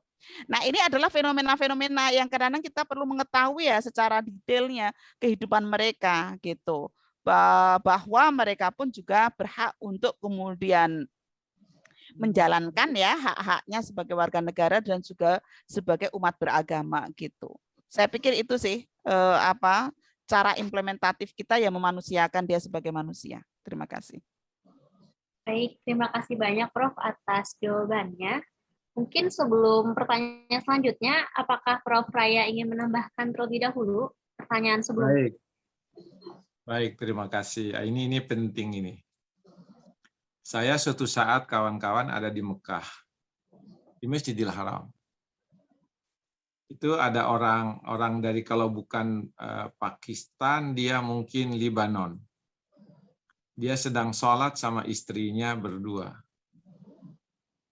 Di tengah laki-laki ada orang, saya kira orang yang berbangsa Arab ya. Dia usir itu orang itu. Saya lihat pejabat dia. Itu saya merasa teriris hati saya dengan diusirnya mereka keluar dari tempat sholat. Padahal mereka lagi sholat. Terus coba. Masa hanya karena ada perempuan di situ tidak boleh melaksanakan sholat di situ. Karena kondisinya tidak memungkinkan untuk dipisah laki-laki dan perempuan ketika itu. Tapi memang di situ mayoritas laki-laki. Tapi teriris, masa sih ajaran Islam ini kayak begini gitu. Masa sih seketat itu? Itu kan dalam kondisi-kondisi normal boleh saja pengaturan seperti itu. Ya. Nah, perempuan di tempatnya sendiri, laki-laki. Tapi ini dalam kondisi sangat padat, tidak mungkin lagi kita bisa mengatur. Gitu. Ya, hanya orang itu keluar dengan kesalnya. Tapi saya tidak paham kalimatnya digunakan itu karena kalau bahasa Arab saya paham. Dia kesal bukan main. Nah, ini salah satu sikap kita yang tidak paham tentang mengenai batas-batas di mana seorang perempuan harus berada di mana ketika sholat. Sama dengan tadi. Kalau saya lebih moderat aja.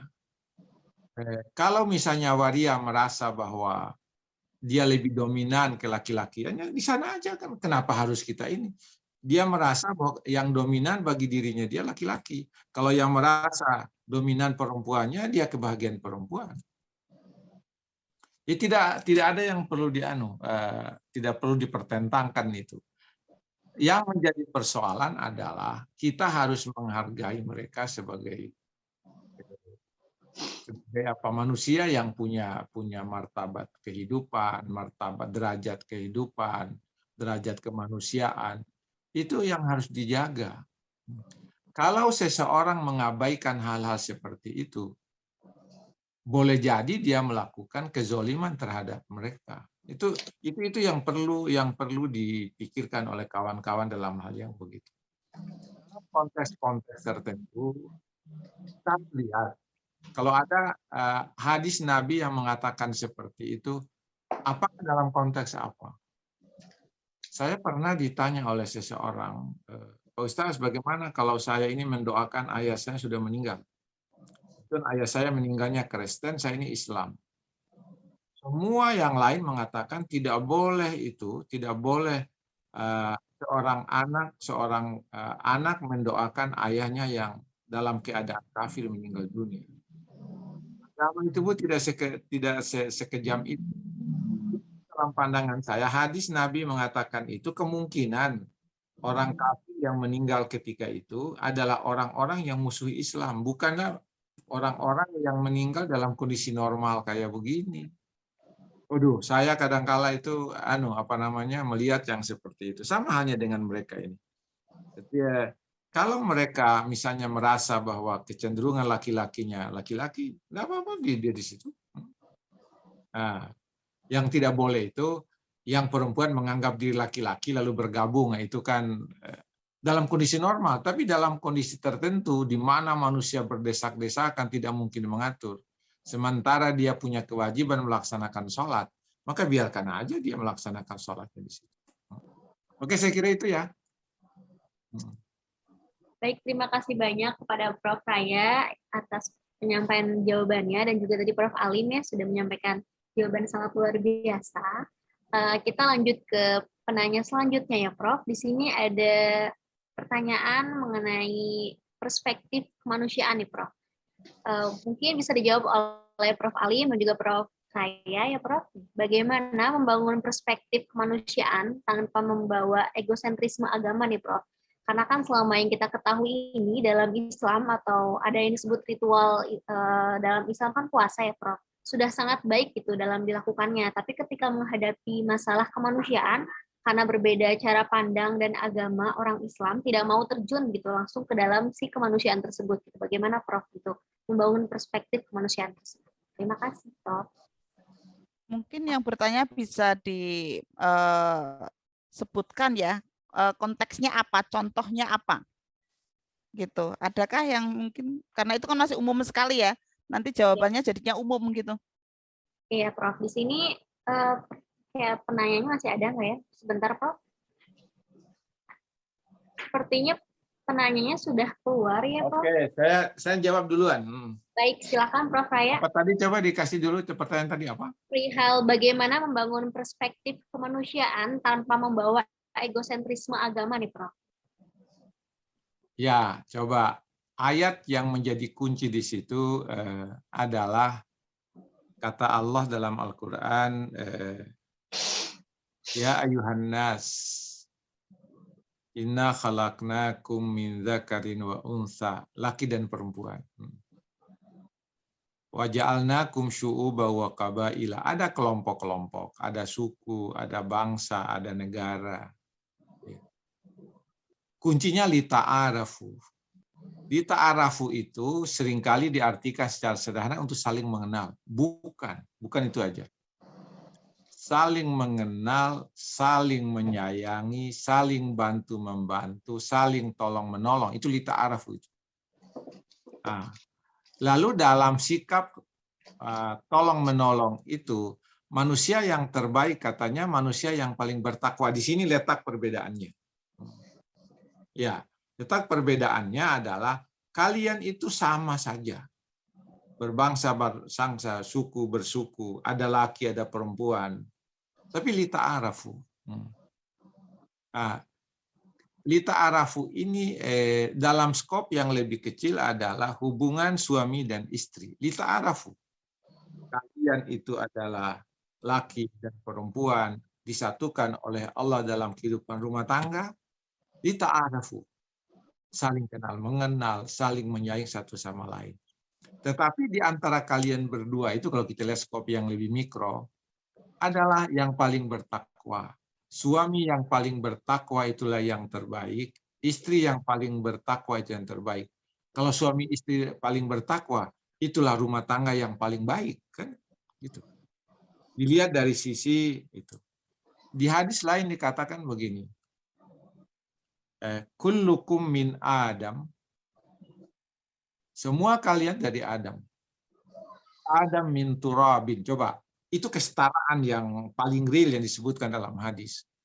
Wa Adam min turabin. La fadla li Arabiyyin ala ajamiyyin. Ada kelebihan orang Arab terhadap non-Arab. Nah. Wala li ahmara li abyada. Tidak ada kelebihan antara orang yang berkulit putih dan kulit hitam. Wala abyada li aswada. Tidak ada kelebihan orang-orang yang berkulit putih dengan kulit hitam. Illa bittaqwa, kata Nabi. Kecuali dengan ketakwaan yang membedakan. Kesetaraan itu tetap terjaga, tapi yang menentukan kelebihan seseorang adalah karena takwanya.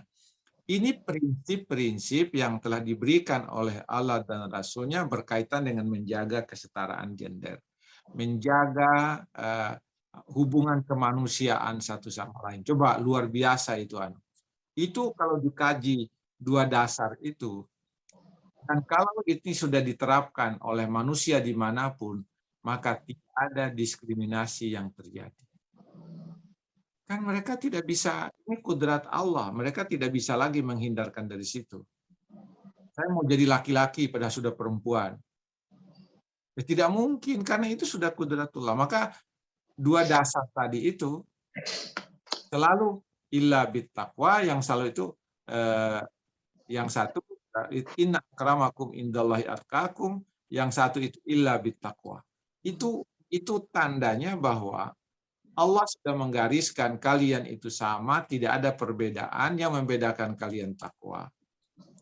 Hadis Nabi tadi juga mengatakan begitu. Nah, inilah yang perlu kita sosialisasikan bagaimana sebenarnya kemanusiaan manusia itu. Ini bukan saja hanya sosialisasikan, bagaimana mengimplementasikan prinsip-prinsip itu di tengah kehidupan masyarakat. Banyak orang yang tahu prinsip itu, tapi juga jarang yang mengimplementasikannya. Pada saat-saat tertentu, ilmunya yang tadi sudah kita pelajari itu dia tidak mampu dipraktekannya di tengah-tengah kehidupannya. Ini kawan seperti itu. Mungkin itu yang bisa saya pahami dari pertanyaan tadi itu. Baik, terima kasih banyak pada Prof. Raya ya. Mungkin di sini Prof. Alim, apakah ada yang ingin disampaikan terlebih dahulu sebelum ke pertanyaan terakhir nih, Prof? Mungkin langsung pertanyaan terakhir aja, nanti saya sambungkan ke sana. Baik, Prof. Baik, terima kasih, Prof. Untuk pertanyaan terakhir ya, Prof, di sini. Assalamualaikum warahmatullahi wabarakatuh. Mau nanya nih ke Prof. Raya. Sebelumnya, perkenalkan nama saya Muhammad Zainuddin Sani. Bagaimana hukum seseorang yang puasa namun jarang sholat, akan tetapi secara nilai kemanusiaan, dia setiap hari bersedekah atau yang dikatakan berbagi takjil gitu, Prof. Mungkin apakah Prof. Alim atau Prof. Raya terlebih dahulu yang akan menjawabnya? Prof. Alim terlebih dahulu ya, Prof? Ya, boleh. Silahkan, Prof. Oke, saya akan menggabungkan dua pertanyaan yang terkait dengan bagaimana kita memandang manusia lain supaya memanusiakan manusia ya dengan keberagaman yang ada. Entah itu keberagaman berdasarkan jenis kelamin, berdasarkan disabilitas non-disabilitas, berdasarkan etnisitas dan macam-macamnya ya.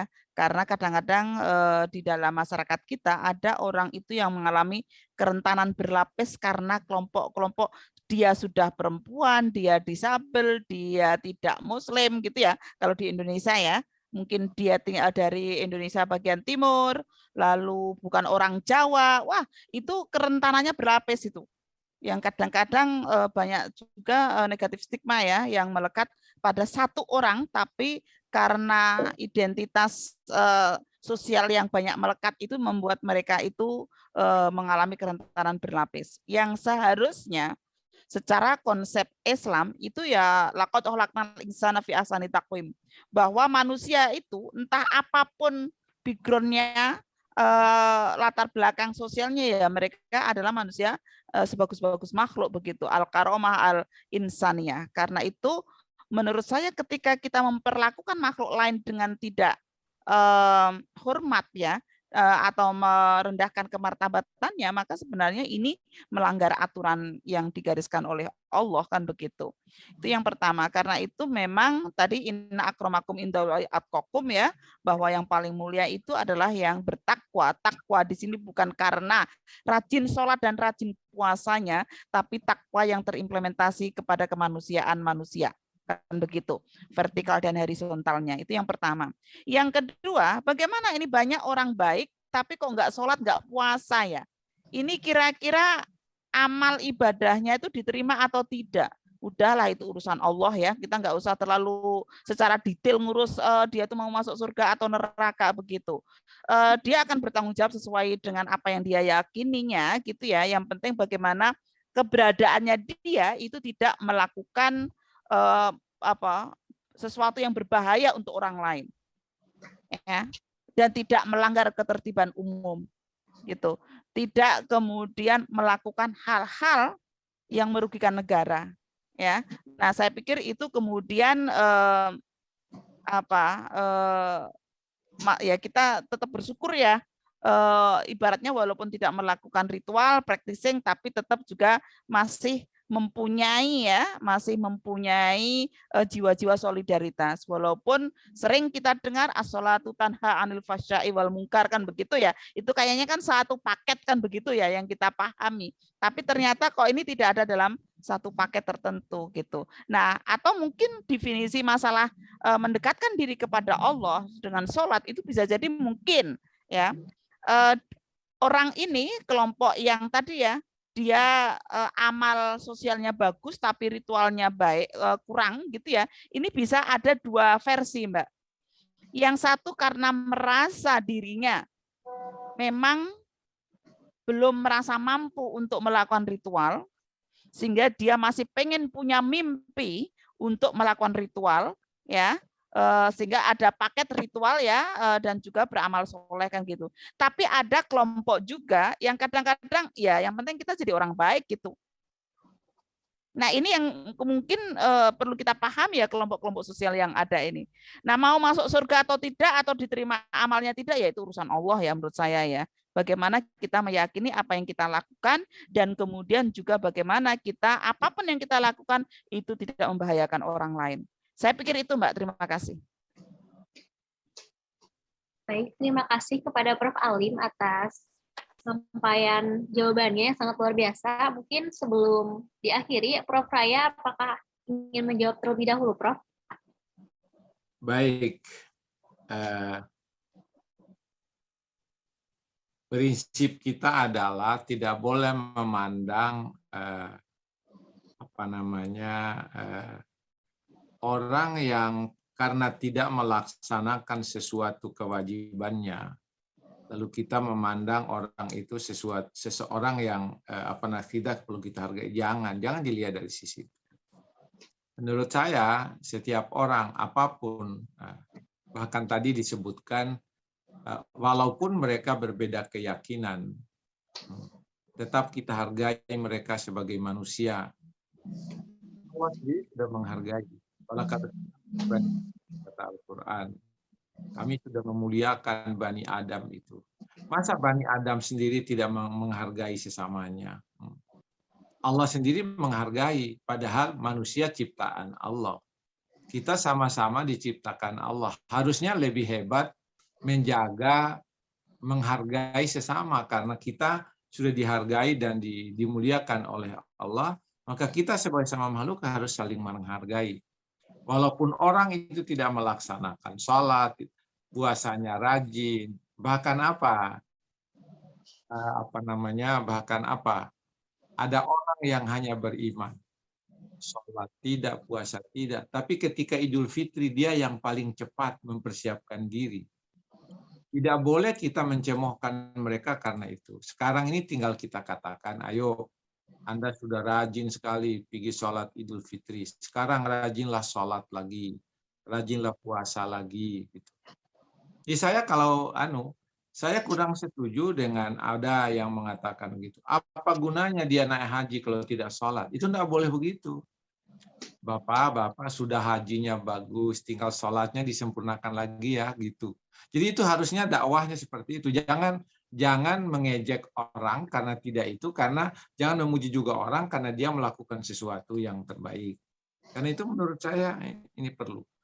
Kawan-kawan sekalian, kriteria manusia yang terbaik dalam pandangan Allah dan Rasul-Nya itu ada 3 unsur. Yang pertama, bertakwa kepada Allah. Di mana saja berada. Dimensi takwa itu tadi itu kompleksnya bukan main. Takwa kepada Allah berkaitan dengan diri sendiri. Takwa kepada Allah berkaitan dengan orang lain. Takwa kepada Allah berkaitan dengan Tuhan. Itu satu ini tidak semudah itu kita bisa menguraikan unsur-unsur situ. Semua aspek yang ada hubungannya dengan diri sendiri, kemanusiaan, kemudian ketuhanan, itu takwa. Yang kedua, kata Nabi, berkarya. Itu yang diperlukan dalam kehidupan, berkarya. Tapi yang ketiga kata Rasulullah, akhlak yang mulia ada 3, ketakwaan, berkarya, kemudian akhlak yang mulia. Itu kalau kita melaksanakan prinsip hidup itu, kita manusia terbaik.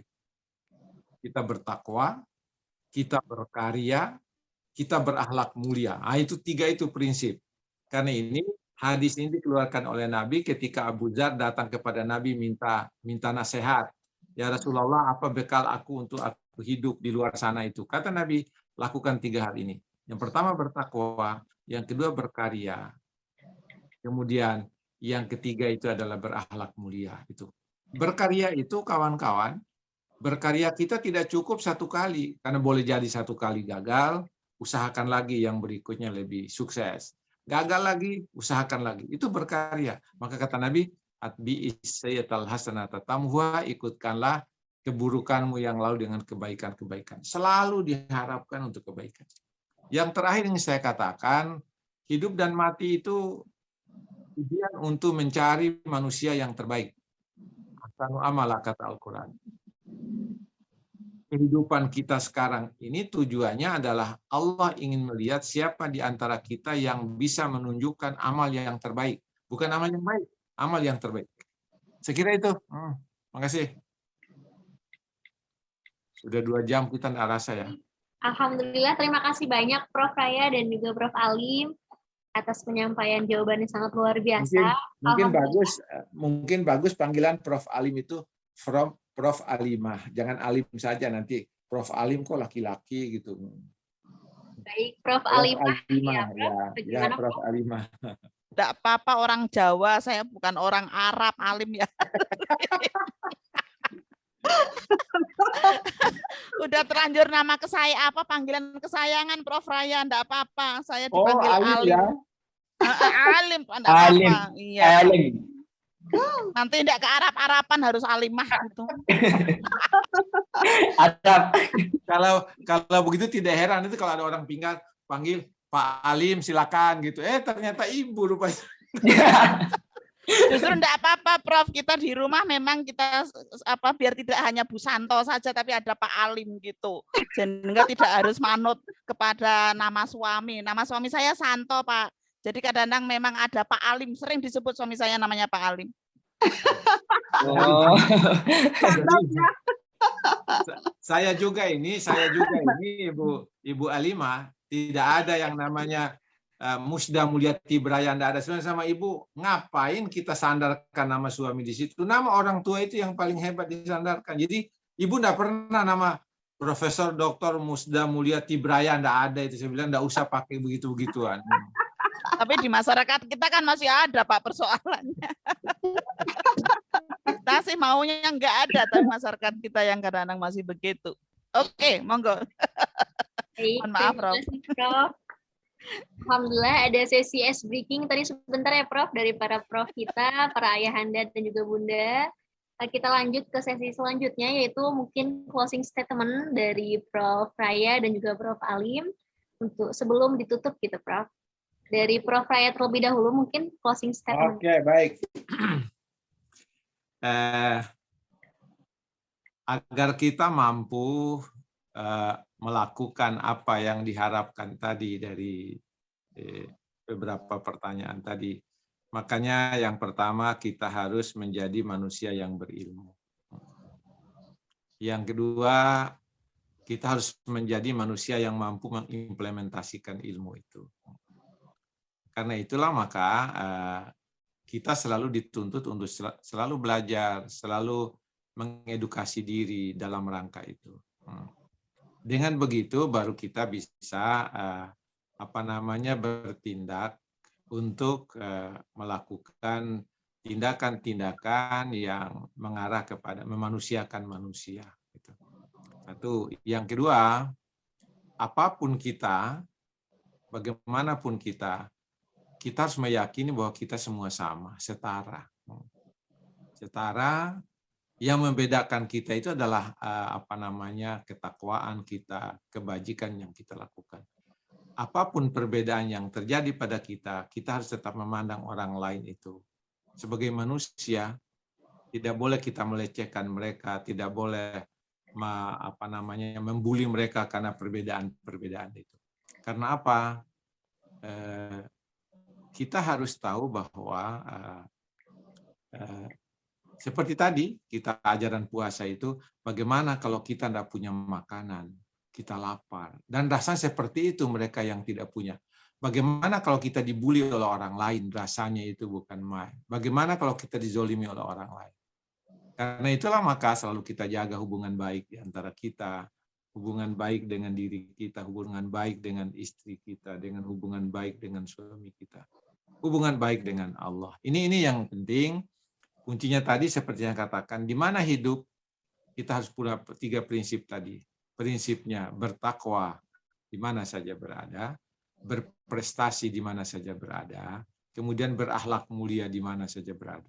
Ini kalau sudah 3 ini, waduh, itulah manusia sejati itu yang disebut oleh Allah dalam Al-Quran dan disebut oleh Rasulullah sebagai manusia yang sempurna itu.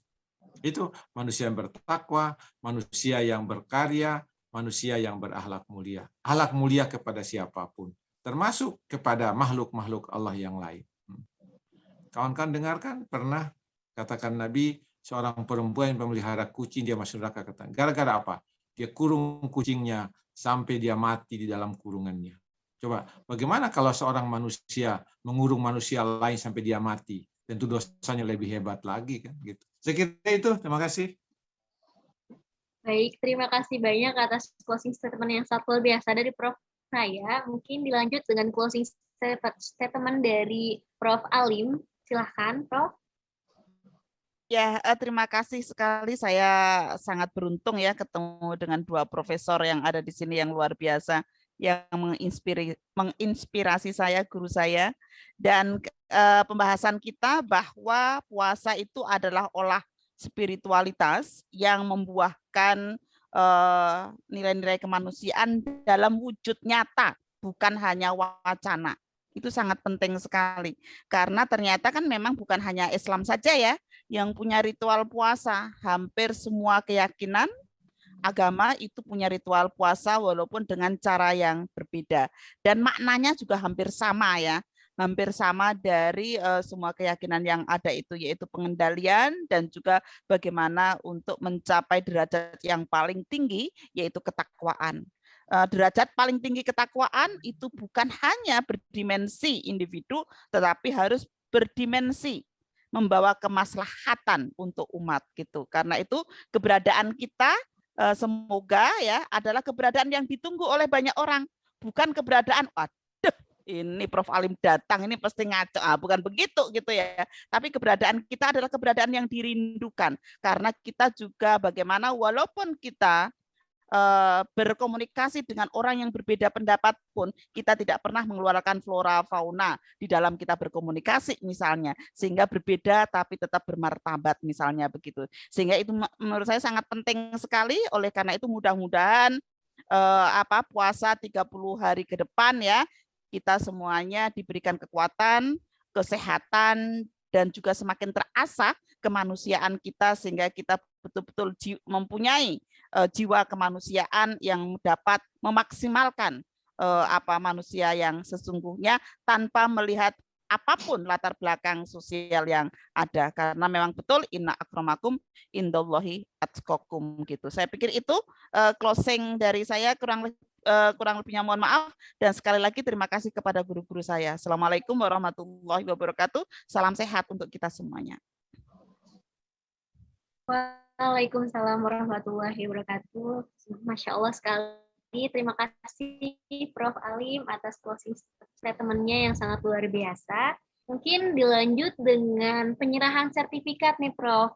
Ada penyerahan sertifikat secara virtual gitu dari para panitia. Silahkan kepada para admin ataupun host untuk menyerahkan sertifikatnya secara virtual kepada Prof. Raya dan juga kepada Prof. Alim.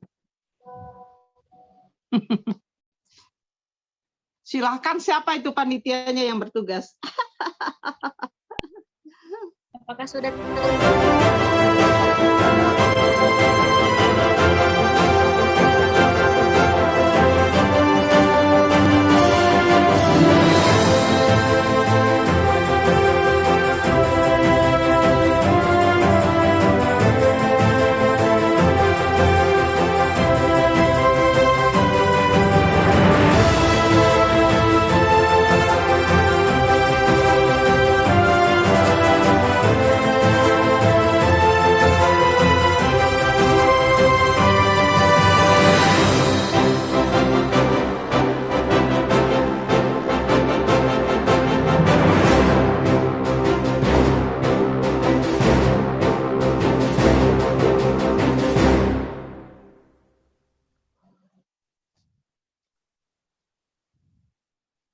Alhamdulillah, penyerahan sertifikat secara virtual sudah dilaksanakan. Semoga apa yang diberikan oleh panitia bisa diterima dengan baik oleh Prof. saya dan juga Prof. Alim. Prof. Sebelumnya mungkin di sini ya sama-sama Prof. Baik Prof, kita lanjut ke sesi berikutnya yaitu closing remark ya. Alhamdulillah rangkaian acara dari kajian Salam Ramadan ini sudah dilaksanakan dengan alhamdulillah mungkin cukup baik, sangat baik gitu ya Pak. Lalu closing remark yang bisa saya sampaikan yaitu bahwa puasa dan juga kemanusiaan sangatlah berkaitan satu sama lain. Banyak yang bisa kita amalkan dari hikmah puasa itu sendiri untuk kemanusiaan. Semoga hari-hari kita di bulan puasa ini penuh dengan keberkahan dan mampu mengimplementasikan nilai-nilai kemanusiaan tersebut. Terima kasih.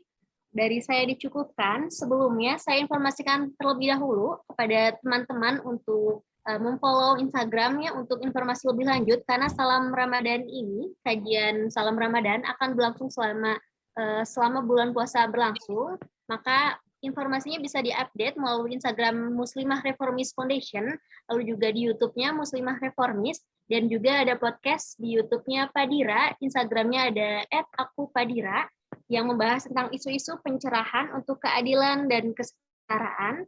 Lalu di sini juga bila peserta ingin mengetahui tentang materi dan lain-lain, nanti bisa menghubungi panitia ya untuk mengakses PPT yang sudah di-share oleh Prof. Alim gitu. Dan juga untuk Instagramnya mungkin boleh teman-teman follow, di sini ada Bunda Musdah Mulia Official ya di Instagramnya, lalu ada Prof. Alimatul, di sini Instagramnya alimatul_50 ya, dan juga Prof. Raya, di sini ada @ahmadtipraya, dan juga tadi Muslimah Reformis ya teman-teman semua, bisa dikunjungi dan di-follow lalu di-subscribe. Cukup sekian kajian Salam Ramadan Jilid 1, semoga kita dipertemukan di kajian berikutnya. Selamat menjalankan ibadah puasa untuk semuanya yang menjalankan, baik di hari ini maupun di hari esok. Dari saya dicukupkan, terima kasih. Wassalamualaikum warahmatullahi wabarakatuh. Waalaikumsalam. Waalaikumsalam warahmatullahi wabarakatuh. Sebelumnya mungkin ada sesi foto bersama terlebih.